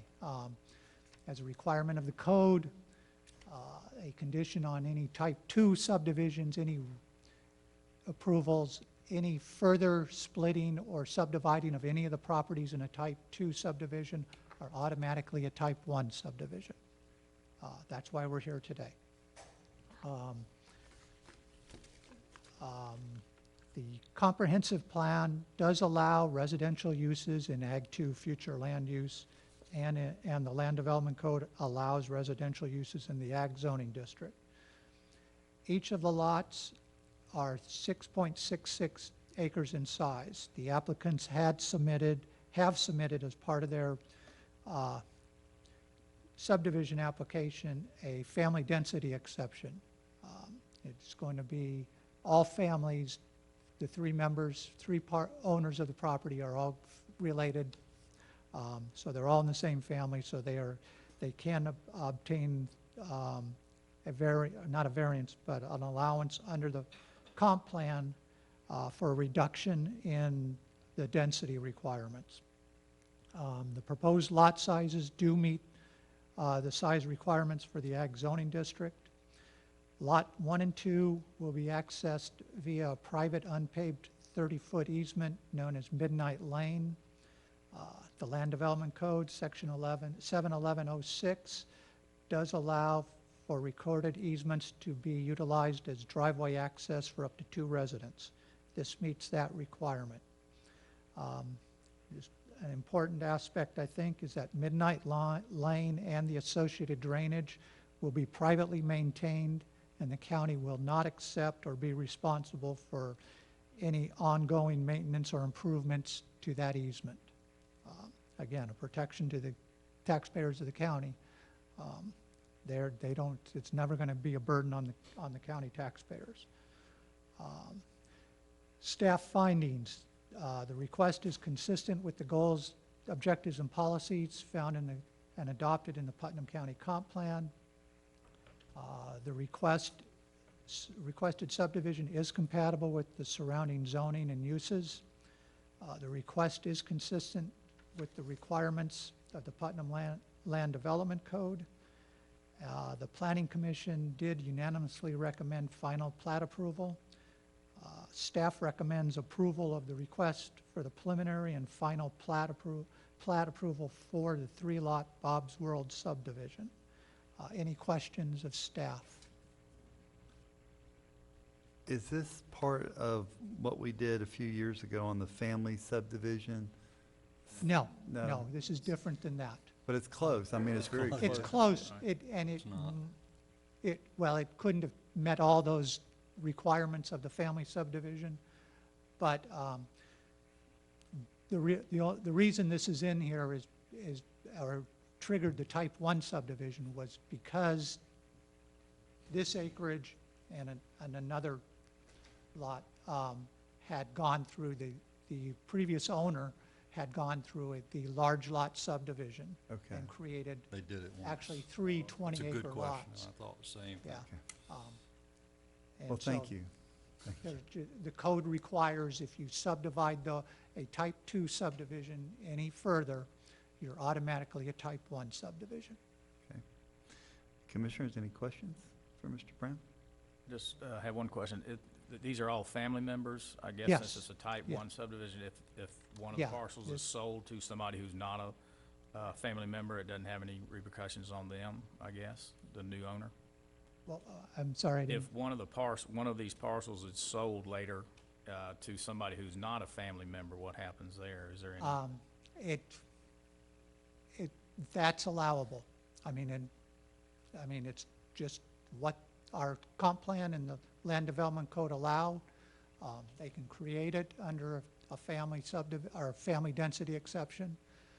It could be sold, but none of the family members or that parcel, if they sold it to a third one, can come back and claim a family subdivision or a family density exception again, not in here or any place else in the county. That's our only somewhat protection, but it is a potential problem. Okay. Are the applicants here? Would you like to come up and speak? Come on. We're not scary. We're not going to bite. There's only 4 of us, so. And We want to know what kind of cattle you're going to put on that. And I want to know how Bob's World got. I didn't know we could have Larry's World. I'd have done something. And how'd you name that lane Midnight Lane? What's that all about? Yeah, we got some questions here. No, you don't have to. We don't need to swear. This is not quasi judicial, so you don't, please state your name though and address for the record. That's what we. Do I, my No. present address? Yes. Or because I want to move there? No, your all right, let's not make this harder. Your president. Nancy Jacobs, 471 San Mateo Road. Good deal. Okay, Ms. Jacobs. I guess you're wanting to speak in favor of it, so go ahead. You have the floor. It's just my mom and me and my other sister, so it's Okay. just us 3, so. Okay. And y'all think y'all can live on the same properties side Yeah, by side without? We've lived on the same property for 35 years. So Commissioner Liable had a question of how did it become Midnight Lane? That was Yeah, one of them. what's that all about? I don't know, when I put in for Good the answer. 911 address, that's the way they, instead of, I thought it was going to be State Road 100, and they said that with 3, it would have to go in, I don't know, it was something to do with the 911. Well, it's certainly a good name to make some stories after. Tonight's, last night was full moon, so hey. That's right, you know, pretty one, too. it can be, it was gorgeous. How did it become Bob's World subdivision? I'd like to know Well, because he said that we had to name it. that. But it's your mother, you, and your sister. It There's was no my Bob. father. Oh, My father, it was okay. a joke all the time. He always said, Bob's World. how cute. I'm gonna have to do that on my property. I wouldn't mind having my own little world there. The mayor of San Mateo did call me Mr. Tilton, I spoke of earlier. Yeah. You have his blessings. Okay. Any questions for Ms. Jacobs? Okay. All right. Thank you very much. Anybody else would like to speak in favor of this? All right. Anybody in opposition? All right. Any commissioner comments? Chair will entertain a motion. Move approval, Mr. Chair. We have a proper motion by Commissioner Lible to move approval of SD 17-002. I'll second it. Proper second by Commissioner Pickens. Any further discussion of this board? Seeing none, all in favor signify by saying aye. Aye. Opposed, like sign. Y'all live peacefully together out there on the 6.66 acres apiece.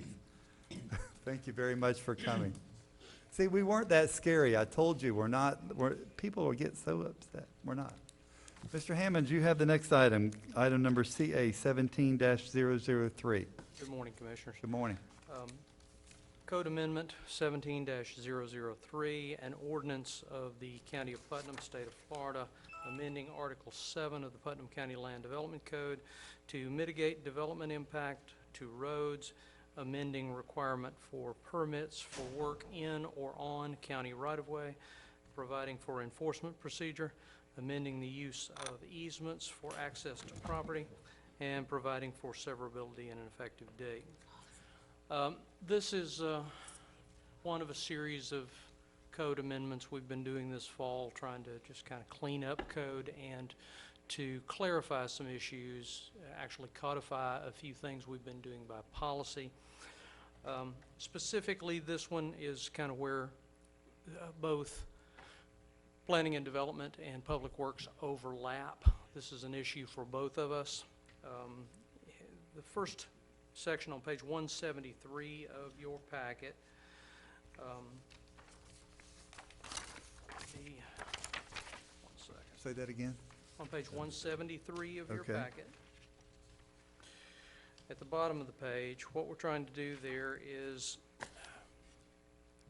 it has been in the code for years, that a provision that basically allows us to ask for right-of-way when we need it, as an exaction, if you will, for,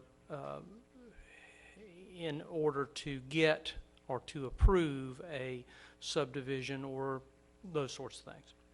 Specifically, we're trying to clarify that, make it more precise, that even in the case of a lot split, sometimes down on local roads, and right now the code only goes for collectors and higher roads, but right now we're trying to get down to local roads, because more of the subdivision activity, lot splits that we get, than anything else is on these local roads.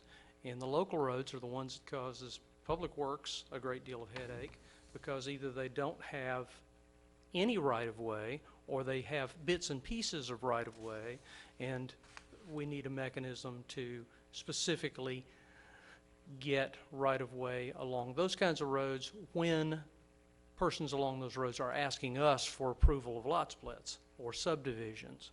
You know, before we put more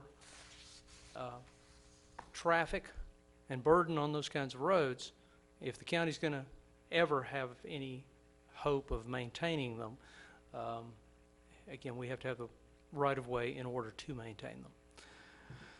Mr. Hammond, I have a question concerning that. And I do have Press is here also, and he'll be able to speak to some of these issues. On that particular item, I know we've got some subdivisions coming before us soon, Mr. Brown's working on, that there are bits and pieces of right-of-ways. Your statement here says the department's not going to turn anyone desiring a building permit on an existing lot on such a roadway. However, we must consider the impacts of adding additional development. So are you not going to turn anybody away, or are you going to No. say, wait a second? And as a matter of fact, we may. You know, if the roadway is simply not there and doesn't have capacity or is not up to a certain standard, yes, we have in the past, and we can deny a lot split, deny a subdivision, yes. But if I'm trying to build a home on a lot and I give up my right of way, but everybody else in the neighborhood hasn't, or some people have it, that could still affect my ability to build on my property. And we're seeing that happening. That is an issue, but again, an issue we can get around. I think Press can probably speak to that also. I don't think Press wants, Public Works wants all these ends and pieces either, ultimately. They want to either get it all or none of it. And my last statement concerning this was that Mr. Tompkins is working, our Public Works Manager is working with trying to get some level of roads that we can live with, whether it be 66 feet of right-of-way or 33 feet or whatever the case may be. That would impact this statement also when he has Yes, it would. levels A through D, for example. It would, again, staff does not necessarily support that, but that is up to the board. But reality is reality. The town of Interlaken is paving streets right now that are not 66 feet wide. They don't have the avenue to do that, and they're perfectly fine to be able to do that. I think we just got to be realistic here, that in some cases, we're not going to get the right-of-way, and we're not going to get the desired 66 feet. Well, again, you can only put so much in a 5-pound bag. I got you. And you got to have you got to have enough for 2 lanes, and you have to have enough for drainage, and you have to have enough right-of-way to accommodate all that. Let me ask a question. Yeah, please do. Chair, you bring up good points, same ones I have, but this, what you're asking for here really is aimed at a, say, pre-land development code subdivision, where we ended up with pig trails, like you just said. Right. And the scenario he just painted, where you're going through and you've only got 15 feet, 20 feet, and then somebody decides to go the full 66, say. You know, it sounds, we still have the problem of what we just explained, but all this does is make sure on a new one that that doesn't happen again. Yeah, Am I just right there? Please be advised, I mean, again, currently, if somebody comes in for a lot split off a 15-foot easement, we're not going to give it to them.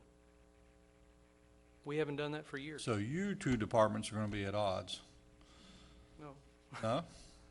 Come here, No, Fred. we communicate very well. No, you said that you didn't support Mr. Compton's idea of having different levels of roads. That's right. So you are at odds at this moment.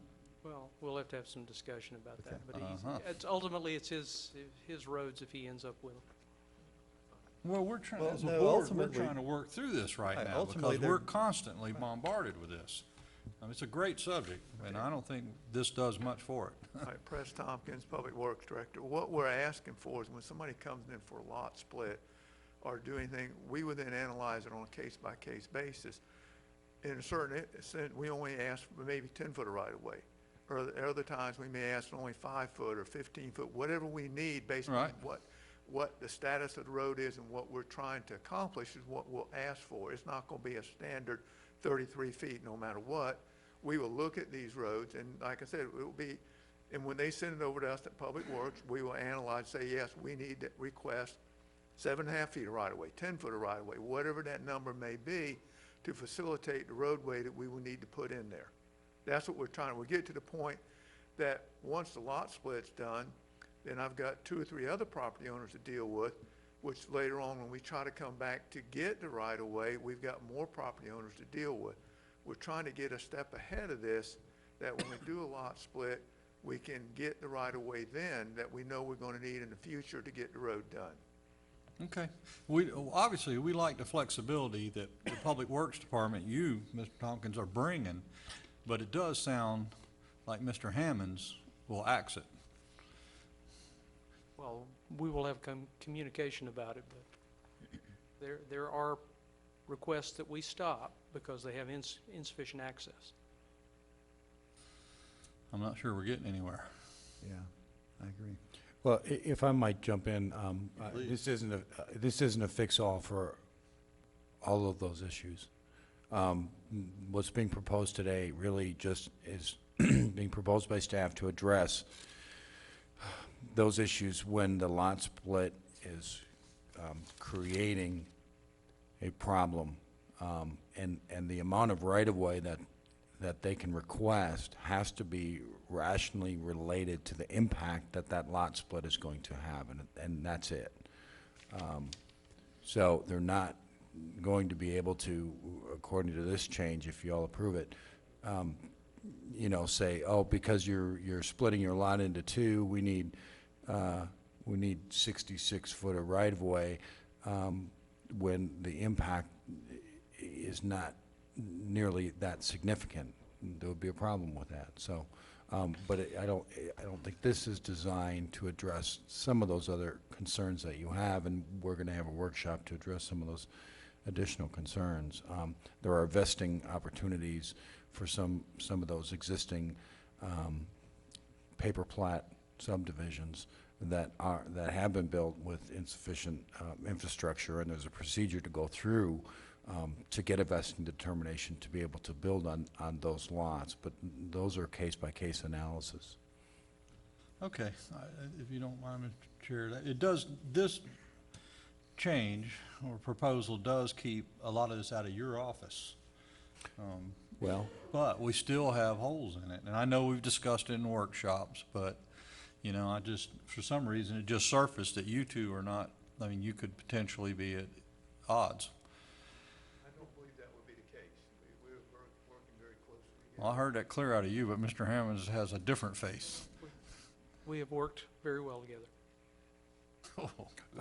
I'll make sure that staff is, we're in the same room and all going in the same direction on I this. know we can't clean it up with a sweeping wand, but, and it is good work, but still, I could see the same issues being challenges to us, but. I think we need to see what the level of roads are prior to doing this, because I think that's where the rub is right now. If you're going to allow road D, for example, whatever D is, thinking that A would be the best road and D might be substandard, and you, Mr. Hammonds, you might go, that can't fit here because of that.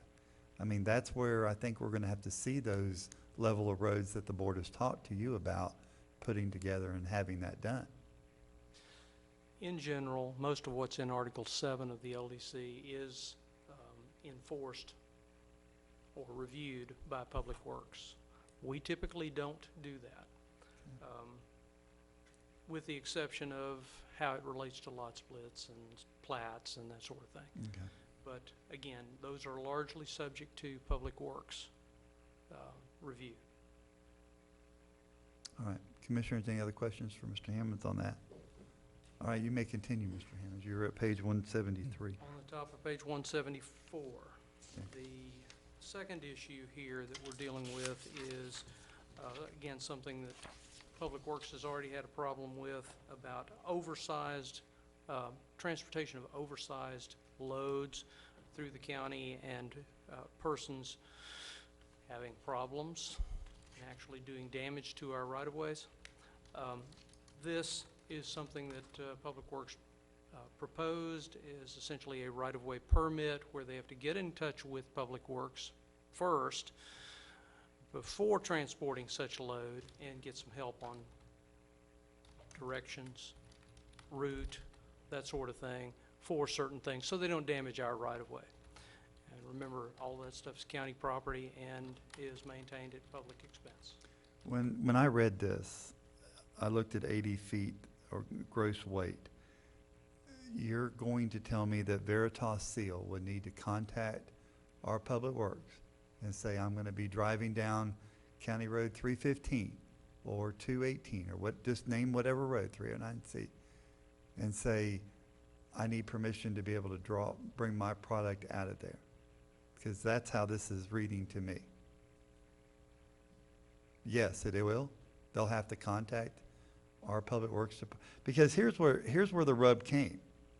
Go ahead, Ms. Tompkins, and I'll let you, and then I'll Go ahead come. and ask your question, and I can answer it all. Well, I did. Veritas Steel, will they have to contact you, Public Works, in order to take their product out of their shipyard if they use the county road? Yes. And they contact DOT also. They're oversized loads, and they have to, what they show is they have enough axles on their transport trucks that they don't go overweight on the per axle load. We're asking for the same thing. If they're going down a county road, because those overweight loads do more damage to the road than thousands of cars going down the same road. All we're asking is that they notify us so we know what's going on. If we've got utilities, if we got anything in the way of it, we know their route. And that's what we're asking for. We're not going to ask for anything more than what DOT requires today for Veritas to move those big steel girders down the road. You notice they have extra trailers, extra axles they put on there. And some of our county roads are not to DOT standards. I mean, if they've got, let's say for instance, they got some of these big, I know what they got coming for the big transformers that are going out on Price Road. I mean, the DOT road may be able to stand it. They'll have to get an oversized permit for them. I'm just asking that show us the same courtesy and let me know if the structure even go down Price Road. It may be too narrow. Where this came about was we had a mobile home dealer that went down Coral Farms Road. Well, he couldn't make it, so he took out his chainsaw and started cutting down the canopy. And we said, whoa, you can't do that. If you would have contacted us ahead of time, we would have told you a better route than what GPS told you. You could have gone another route on a more open road to get to Bellamy Road where he was going to deliver the mobile home rather than trying to cut the canopy down on Coral Farms Road. Okay, and I was going to go there, but, and I'm not trying to be combative. I just want to make sure we don't have a tree ordinance in this county. So this all derived from him cutting the canopy up a little bit in order to get that mobile home down there. I think it's far-reaching, in my opinion. Well, we don't think it, because we keep the canopy trimmed at the DOT standard, which is 14 feet. He was trimming above that.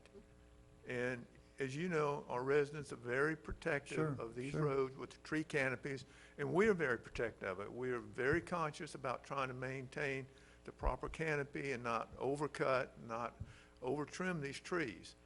And, it's just one instance, but if we can talk to these people ahead of time and tell them a better route to go, because I hate to say it, everybody looks at, all they do is look at the daggum GPS, and that's the way it tells them to go. They may be going down a timber road for all they know.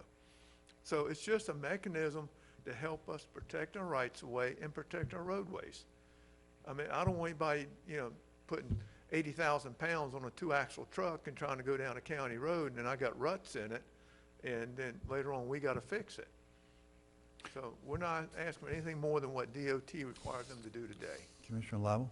Mr. Tompkins, my concern are kind of on the same line with Larry's, but an entity like Veritas Steel or any of our corporate partners that do this on a regular basis, in the past they have to be permitted by DOT, and now we're asking them to check in with the county too. Is that the case on these? That's all we're doing, is ask them just to give us the same courtesy of where they're going. And if it doesn't affect county roads, we don't have to be involved in it at all. If they're going down state roads, that's fine. So what triggers them to call us? How would we know that Veritas is bringing out a bridge structure on a Friday morning? Well, we can either coordinate with DOT and we can coordinate with them. I mean, I'll be glad to go out and meet with them, say, when you have a load, just, it's a 2-page permit you can fill out online. Just tell us where you're going. Okay, I guess what my request, I mean, I can support this, but I don't want to be a burden to people that are following the rules really well. We will reach out to them and we will make the coordination easy for them. We're not trying to put any undue burden on them, any excess paperwork on them. There seems to be an intended target here, and that's fine, but I don't want the collateral damage from your intentions to give us a bad reputation in the working environment of these bigger corporations. And I agree with that, and that is not our intention whatsoever. Well, make it simple as possible is all I ask. Thank you. Mr. Chairman? And along those lines, when we talk about Price Road, you know, FP&L, we've met with them prior to them building out there. You kind of knew what was coming. They paved the road. Oh, I know they mean, did. they're the ones that paved it. Yeah. So now to say, well, you know, you might want to give us a call before you use our county road. Well, no, what we were talking to them about is the size of these transformers they're bringing in are huge. I'm sure they're they having to are. bring them in by barge. They can't even bring them in by rail. And, you know, we've actually worked with FPL out there, and we've done some tree trimming on Price Road to bring in some of their other equipment. But they've worked with us. They call us, hey, we got this coming in. What can we do? Where can we go? How can we make it work? And we've worked very well with FP&L. They've been an extremely good partner, and it's worked to everybody's benefit. Well, and what I'm reading here, the mobile home dealer did nothing wrong about cutting the tree canopy because we don't have an ordinance about tree canopy. We don't have a tree ordinance in this county. Mr. Some Chairman, municipalities do. I'm going to have to correct you on that. Although we don't have a tree ordinance, we're talking about trees that are county-owned property, property owned by the taxpayers of the county that we're obligated to protect.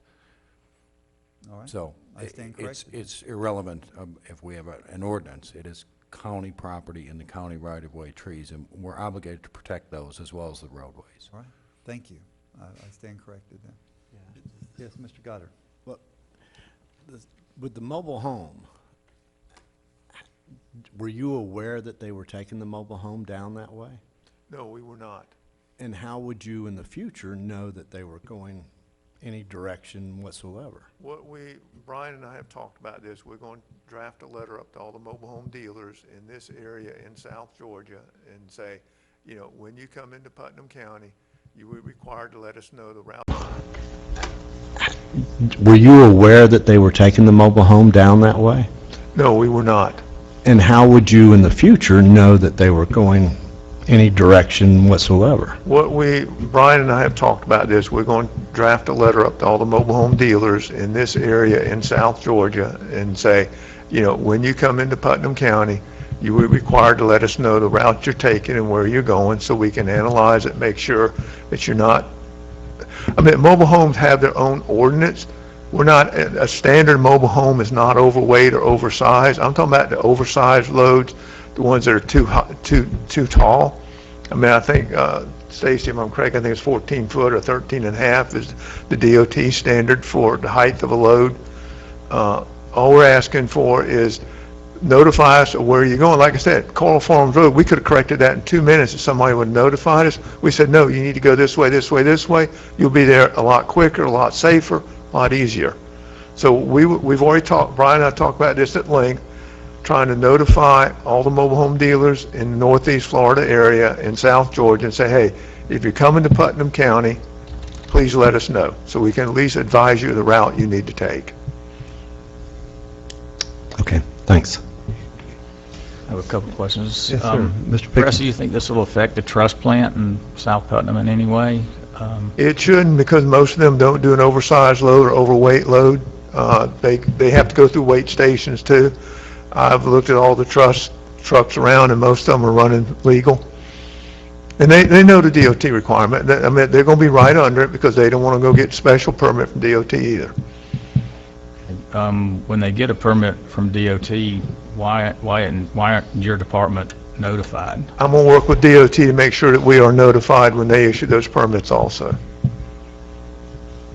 Can we, you good, Mr. Pickett? Yeah.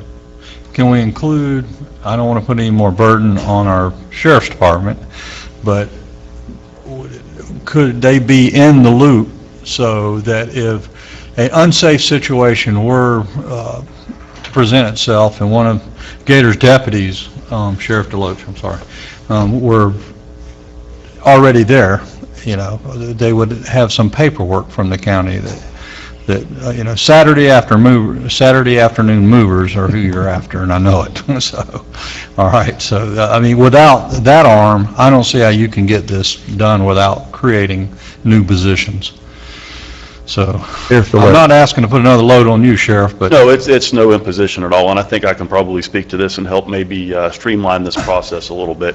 We frequently are contacted by entities that are moving large oversized loads through the county because they require additional assistance from law enforcement. Good, yeah. And it's very easy for us to pick up the phone and notify Mr. Tompkins over at Public Works that this is going on and review that permit with him at the time to see if there are any county roads that are affected and what we need to do to mitigate that. okay. That's good enough. If somebody were on watch on the weekends, that, you know, had phone, you know, one of your staff press, when the deputy made the call, it would go to that person, and they say, yeah, this person's vetted with us, or they're not. We have people on call all the time. The sheriff's department has our on-call numbers, so we have everybody. We have somebody available 24/7. So, and my supervisors, area supervisors will be versed in this, and they will have the proper paperwork with them if they get called out. Okay. Good enough. All right, Mr. Hammonds, you want to continue? Thank you, Sheriff. Thank you, Mr. Tompkins. Yes, sir. At the bottom of page 174 of your packet, then, again, these are just kind of small cleanup and making absolutely clear on 71103A that repairing a culvert or a driveway connection does require a county permit. And again, when we talk about the driveway connection, we're talking primarily about the culvert. But it is more than the culvert. It's also what goes over the culvert and actually connects to our surface, et cetera. Secondly, on page 175, number 6 at the top of the page that's added, just again clarifying there that any work in a county right-of-way requires a permit. Then at the bottom of that page, on 175 of your packet, E, this is just putting down in writing a procedure that we have been using in the county for 4 or 5 years for when people either let their driveway connection fail, it's usually the culvert, of course, or put it in unauthorized. We give them proper notice and says, pull the permit and fix it, or if you don't fix it, within so many days, Public Works is going to rip it out. And you'll still be required to get a permit and fix it if you want the thing back. The driveway connection, again, if it's in the county right-of-way, it's still on county property. It serves a piece of private property, but it is still in the county's right-of-way. That's why we have to control those things. If they fail, of course, you get erosion, improper drainage, and these are things you all receive complaints about on a routine basis. Question for you. Yes, sir. On page 175, item B, the exemption from permit. Explain that one to me a little bit, because I have concern about that one. So we're going to exempt the state of Florida. Yeah. Page 175, item B. That's something that's been in code, that's in code, it's been in code. Let's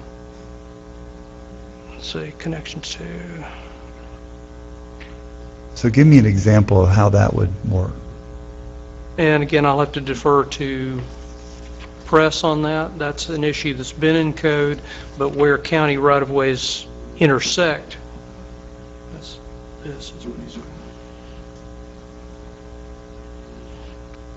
Commissioner, what we said was that anything in a state right-of-way, we have no jurisdiction over. And what we're saying, that is exempt from our permitting process. Okay. We don't we have applications come in erroneously saying they want a permit on State Road 20. And we say that is strictly up to the State Highway Department to issue that permit. It's not under county jurisdiction. Okay. That I was, thank you. That's what we were just trying to clarify that. That explained that. Okay. Commissioners, any other questions? Mr. Hammonds, are you pretty much done with your? The last thing, again, is a clarification on page 176 of your packet. at the top of the page is just a clarification of something, again, we've been doing by policy for the last decade.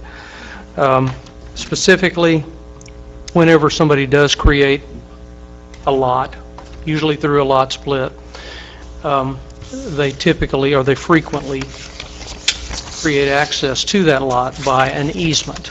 And our code allows up to 2 residential units to be served by an easement that's no more than 30 feet wide. Okay, so they're commonly done. But what we don't want, and what we've never allowed to happen, is we don't allow the easement just to end right at the property line. Wow. It needs proper road frontage and proper turnaround radius, so we ask them to basically have a turning radius to that driveway that's in the property, and that meets the letter and the intent of the code beyond that. And that sums that up. So you want to create a little cul-de-sac area, Essentially, right, for turnaround and it's part stuff. of the easement. Right. It's created. Well, thank you. I think we vetted that pretty diligently, Ms. Tompkins. Thank you for your participation in that. Any more commissioner comments? All right, commissioners, what's your pleasure on CA 17003 for the first reading? Mr. Chairman, public comment. Oh, I'm sorry. Do we have anybody in the, I'm sorry, anyone in the public wishing to speak in favor of this? I'm sorry, Ms. Weeks, I That's okay. completely flew over it. Roxana Regan Weeks, Palatka, Florida. I have a question that came up last year and the year prior. In the right-of-way that will be deeded to the county, who's going to bear the cost of installing the culverts? Because it came up as a question before on some issues, the county's justification was, these culverts are in our right-of-way, we had a legal right to do this. So if a property owner is willing to sign over this easement and the rights, will the county and the taxpayers bear the cost of putting in the culverts in the driveway for the landowner from now on? I'll let Mr. Tompkins answer that. Thank you. Thank you, Ms. Weeks. The driveway culverts are the sole expense of the property owner. They're the pleasure of the property owner. It doesn't, as long as it doesn't interfere with our drainage. The dedication of the right-of-way is so we can actually construct a road in there with the proper drainage, so when the driveway culvert's put in, it will work properly. Mr. Tompkins, can you give us a what-if scenario? What if it, why would the county replace a culvert at our expense? Let me ask you that. If we are doing an overall drainage project on Joe Smith Road, Okay. and we're redoing complete drainage along that road, and there's some substandard driveway culverts, we will fix them because we're fixing an overall drainage project. We're not fixing one driveway culvert for one resident. I'm fixing a drainage system. We're installing catch basins. We're installing other types of drainage structures to make the overall drainage of a whole area work. That's the only time that we would replace a driveway culvert in conjunction with an overall drainage project. We will not replace just an individual driveway culvert because it's failed. That is the solely of the property owner to do that. Okay. Okay. All right, thank you. All right, anybody else want to speak in favor of CA 17-003? All right, anybody opposed to CA 17-003? We're going to end our public hearing, seeing no one else. And do we need a motion on this since it's the first reading, or it can just stand on its own? Brandy, I don't think you typically get a motion, do you? Yeah, I think it just Just to stands move it on to, on a first reading, it stands on its own. yeah, Okay. it'll come back. All right, good. Thank you. Then the board will take no action on that and let it stand on its own merit. Commissioners, item number 12, appointments, board members. Do we have any appointments? I have. You have? Okay. On the Planning Commission, I'd like to appoint Mary Kay Engelking to replace Frank Okay, I got a comment on that if I could, go ahead. Mr. Chair. Yes, sir. Or to Commissioner Goddard, and I see your appointment is here. In the past, sometimes on our boards, we try to integrate different professions, and in this case, what concerns me is we have a real estate broker, a real estate agent, and now we're adding another real estate agent. It could potentially have some problems. It could be problematic. So, I mean, what I was asking, if your appointee could, if she would serve on another board or whatever, I don't know, but I'm going to ask because I've seen this with my experience. I In the wouldn't. past, you could see you have to recuse yourself with some, zoning issues and this sort of thing, and it's something that we do on the contractors board, we do on all of them, and anyhow, that's what brings my concern. If I could have Mary come up? Well, I think that needs to be answered. Maybe our attorney needs to weigh in. Yeah, it's not,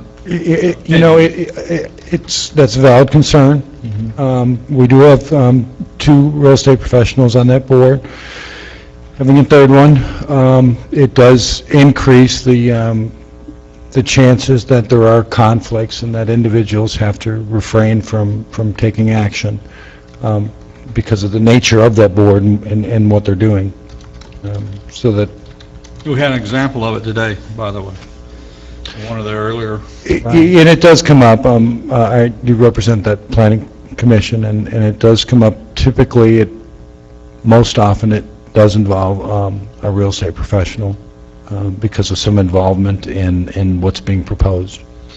Well, Commissioner Lible brings up a good point. I'm going to make an appointment too, and I did not run this by you, but thank you, Mr. Lible, for saying what you said. I have a gentleman that does not work in this county, but he works in the building profession business in Clay County. He lives here in Putnam. He's a inspector for the building department up there, and I wanted to point him to the planning commission. Do you think that would cause an issue also? I mean, maybe we need to start looking at some of the criteria that we're... Well, I think that's a little different situation if he's not... he's not a real estate agent, but he's... I mean, he would if he had some involvement in a property that was being proposed for some change that was before the planning commission. If he was doing construction work or, his construction contract was contingent on that happening, that would be a situation where that person would need to recuse themselves from the vote or discussion on the matter. Well, maybe we need to look at that and set some criteria in the future on the planning commission of how many and who and what and all that. We can certainly look at that. Yeah, we might want to do that. Okay. But in the meantime, we have Commissioner Goddard has made an appointment, Mary Kay Inkelking, and I will offer up Chet Barr. Mr. Goddard, do you have a comment? Well, to get back to on Mary Kay for this one, I would like to go further and to find out if there could be a conflict. Can we still put her on here and then address that later, or? Well, the conflicts is case by case as things come up before the planning commission. They have to make a determination, a personal determination, whether they have a conflict in that particular matter. And go ahead. I'm sorry, Mr. Goddard. Well, I would still like to appoint her for this. And then also, if I'm not speaking out of line, the Affordable Housing Committee, which is the SHIP program, that was something you were also interested in. And so I was going to appoint her also for that one, and from what I understand, there will not be a conflict. That one could very well be. I would ask you to not do that one now until I looked into it, because our planning commission does have certain statutory obligations, and our SHIP folks may also have certain duties which would cause a violation of the dual office holding standards. So I would ask to hold off on that Well, one. We'll hold off on that one, and we'll go ahead with the Planning Commission. Yeah, or vice versa, I mean, one or the No. other, but I would ask not both until I could look Okay. into it further. Yeah, I think I want to let's continue with the Planning Commission appointment. Okay, so right now, the two appointments that are in front of the board is Chet Barr to replace Tom Williams and Mary Kay Engelking to replace Frank Ingman. Is there any other appointments by any other commissioners? All right. Chuck, excuse me, just a second, Mr. Chairman. Yes, sir. Chuck Barr and Chet, and Chet. Tom Williams' spot? Yes, sir. Okay. The chair will entertain a motion of these appointments. Also move. Okay, we have proper motion by Commissioner Pickens. You taking them together? Yeah, we'll do them together. Looking for a second? Well, then I can second it. I don't like them together. Commissioner Goddard seconded it. All right. Any further discussion by this board? Hearing none, all in favor signify by saying aye. Aye. Opposed, like sign? Nay. Okay. 3-1, thank you. Okay, no other appointments. Let's move on to our county administrator / interim county administrator, Stacy Manning. Thank you. Just a couple of things. Is Angie still here? If I could get, Ms. Wisnet would like to just give I'd like to ask her to come up and just give a quick update on the pool lifeguard situation that had recently been brought to the board's attention. Good morning. Good morning. As we discussed quite lengthily yesterday at the Rec Advisory Board meeting, the closure this year is merely due to the fact that our applicants, our staff, if you will, have to be American Red Cross certified or another form of certification. Those individuals, each and every year, we are not unique in this situation, come from high school students and college students. Both of those individuals, those groups, go back to school in August. So we have an open position. We have a continuous open position to the Human Resources Department for lifeguards. We have reached out to many entities. We are continuing to reach out, and we will welcome anyone who wants to come forward to perform those duties for the final 40 hours of the season. This is not a funding issue. This is a staffing. Right. What we learned yesterday is we have the finances to hire them. We just have kids that are in school and can't be out there to the pool till 3 o'clock. That is And correct. some residents want to use it earlier in the day, and we just don't. But we did reach out. We had some of our members yesterday reach out to people who they thought were certified. I think you were going to reach out to Chief Romay to see if any of his first responders had American Red Cross training in the pool, and try to keep that pool open for that organization to be able to use that. That is correct. At Yes, that time. Yes. Commissioner Lible? How long is that course, the lifeguard course itself? It's a 40-hour course. Okay. Does it have to be a current certification? Yes. Yes. I mean, you become certified, and then you recertify every year. Because Why, did you want certifications to? can change. Do you want to volunteer and go? Oh, okay. She was certified in 1976. Go on and tell us. Exactly. I figured. Standards change from year to year. CPR would be a good example of that. So does our bodies, and we don't swim near as fast as we used Yes. to. I learned that the other day when I jumped off in the lake thinking I was 20 again. Doesn't work that way, does it? Anything else I can answer for you? No, I think you did a very good job, and we'll put it out there that we're looking for people who want to be Red Cross certified. Staff has And- been very transparent in this effort. We put this information out to our pool patrons about 5 weeks prior to this happening, so we're operating in the light. And you also put it out to that group that came up to before us, and they were looking for people that could help that group Absolutely. also. So, yes, I think you've done a great job on that. I have a request. Yes, if I sir. could. What if we did a little bit, a PSA here, a public service announcement, wanting this position filled? Because it's rather controversial. You pick up the paper, and there's been multiple letters to the editor that kind of,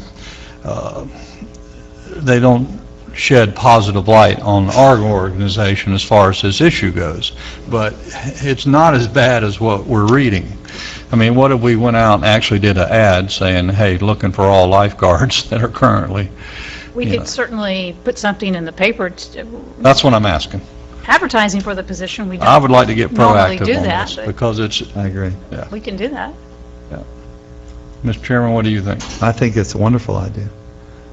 I always thought we needed to have our own page in our local papers anyway, that we could put little snippets in there. You Maybe know, we start right here. maybe so. I'm in agreeance with you. Be happy to. Okay. Anything else? That does it. All right, thank you. Thank you very much. Yeah, we got a couple more items. Thank you, Ms. Wisnet. Just to correct the record from earlier, today, Mr. Browning, we thank him for all the hard work he did in getting us some appropriations. The appropriation for Dog Branch Canal, it was stated that was full amount to complete the project. It's not quite, so I just want to get that on the record. There's some, about almost 400,000 over and above to be complete, to complete that project. So just to get that on the record.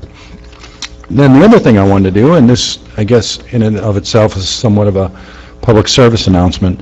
I wanted to just read to you some key activities that our Public Works Department performed in the month of June of 2017, because a lot of folks don't really know how much work they actually do. Approximately 221 miles of unpaved roads were graded by in-house forces in that 1 month alone. 580 service requests were received that month. Clerical staff answered approximately 1,225 phone calls during the month for service, general inquiries, etc. The department provided an inmate crew to Parks and Recreation from June 5th through the 8th. And this one's important. In-house mowing completed 269 shoulder miles this month out of 874 shoulder miles this cycle. In addition, 6,408 feet of roadside and outfall ditches were cleaned this month. So just wanted to kind of let you all know that they're working hard. They are out there. They're doing the best that they can, considering you know, the limited staff and Mother Nature's somewhat uncooperative distemper this time of year. And that's all I have. Press, this might be the time for me to say that last week there was a dump truck and a grader that did take their GPS and went the wrong way, and they had to go back around to 2nd Street over there, or yeah, I think it was Center Street over there by the cemetery. So just to let you know, they were lost by GPS. So, thank you, Mr. Manning. We appreciate that. Thank you. Okay, now is your turn for county attorney. Dual hats here. Nothing out of the ordinary of a legal nature at the moment. Okay. All right, clerk of the court, Mr. Tim Smith. Thank you, Mr. Chairman, and if you're going to talk about getting lost using your GPS, then I'm guilty of it all around. I've been some places before, said, why did it take me down here? So anyway, but I did want to take just a second and remind folks of our new customer care service center. It's working well. We're getting a lot of good comments about it. It's our effort to provide service without having to go through the security matrix at the courthouse. It basically is any activity that you need the clerk of court for currently. We do that in Building E, not in the main courthouse. However, if you are going to the courthouse where you're going to basically stand in front of a judge or a magistrate, you still need to go to the courthouse. So that kind of separates those. Anything else, paying traffic tickets, Putnam County retirees paying insurance payments, doing inquiry on a case, filing into a case, needing forms, you go to Building E to the Customer Care Service Center. And as I mentioned earlier, it's working very well. And thank you for allowing me to mention that. Thank you, Mr. Smith. That's going to be a very positive note. And I like your jacket, by the way. Very, very nice jacket. Well, our staff has been required to wear these in court events for the past 16 years that I've been the clerk, and I finally got one. I thought, well, maybe I should wear it. All right, good deal. Commissioner comments, starting to my left this time, since Commissioner Lible says I was picking on him earlier. I'll just take this opportunity to thank Press Tompkins and his staff, because it does make your job as a county commissioner a lot easier when you get a complaint about a road issue or ditch issue, and you can contact this department and they take care of it as fast as they can. Just would like to mention, last Thursday evening, I hosted a reception at the government complex in Crescent City. We actually kicked off the available use of the space where supervisors' elections do their polling periodically during the year. And I just want to thank from the Clerk of Court's office, Tim Smith and Kenny Downs, supervisor elections, Charles Overturf, and tax collector Linda Myers for getting together where and getting together and agreeing that space can be used by the public. And we already have people signing up for it to hold their meetings or functions there. So I just want to thank you. And it's going to be a needed addition for Crescent City. We really don't have a space that is free of charge to the public for meetings and such like that. So thank you very much. Thank you. All right, Commissioner Lowell. Last weekend, the first Saturday of every month, Pomona Park Community Center has a breakfast. And I hate to admit it's my first visit. It won't be my last. And Boss Week better watch out. The blueberry pancakes were to kill for. They could have a competition, but that was really good, and I enjoyed it. And I just wanted to shout out to them how well it is and to keep it going. The farm share. I want to reiterate that. Leota shared with us from Representative Payne's office this morning. This Saturday, it ought to be a great event. And anybody can show up out of our ranks, we need to do so. And that's all I have. Thank you, Mr. Lowell. Mr. Cotter? Yeah, well, you covered two very good things there, and he forgot to say that the mayor makes the French toast. Oh, incredible. I'll have to try that next time. But I want to say thank you to Public Works. As everybody knows, we've had all the rain and all the problems we've had, and I've had countless problems out there in my little area, and Public Works has been right on top of it, taking care of it, keeping some of those phone calls from being repeat phone calls. So thank you. Yeah. And I agree. I tell you, I don't know how y'all do it over there in the heat and the humidity, and I'm sure it's not a pleasant job over there, and the constant bombardment from us commissioners, but our phones were ringing off the hook. I'm glad you changed the website so my name, for some reason, with a drive-a permit, I don't know how that happened. I was wondering, I kept saying, why am I getting all these phone calls? And then I happened to look one night, and there it was. So I think it was an IT joke on my part or something. I do want to say thank you. Mr. Manning and I went to the White House and flew up to Washington and met with USDA. Spent the whole day at the Eisenhower complex. About 20 different agency heads were there who have opened their doors. We were able to ask questions. We were able to get answers. It was quite busy, and we had a really, really great time representing Putnam County and promoting our needs before the administration up there. They seem to really want to be receptive. They seem to really want to be helpful. And we found that to be very true, and we have contacts, and I think you've got copies of the emails on that. So then we met with Congressman Yoho the next morning for breakfast.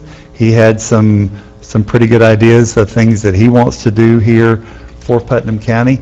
So I'm going to just say this. We need to hang on. We need to hang on, because good things are coming, and it's based on a lot of hard work from a lot of good people who are really wanting to raise this bar here and make Putnam County good. And if we can hang on and have an investment in Putnam County, then we're going to see great things in the future. I do want to thank Mr. Manning, because I did drag him around. I think he drove me around some of the streets. But you know, when you think about walking in D.C. and it's only a mile and a half, we can do that easily. Ooh, man. It wasn't so easy at that point. No, we made that decision that the first night we decided we were going to walk back from basically the Capitol to the White House, that distance, and it was 1.7 miles. That's no big deal. Wrong. When you're wearing a suit and a tie and it's 80-some degrees, it's probably not the best idea. And we decided that night we were not going to do that again, but yet the very next day, it was, well, this is only 0.7 miles, we'll go ahead and just walk that. Wrong, again.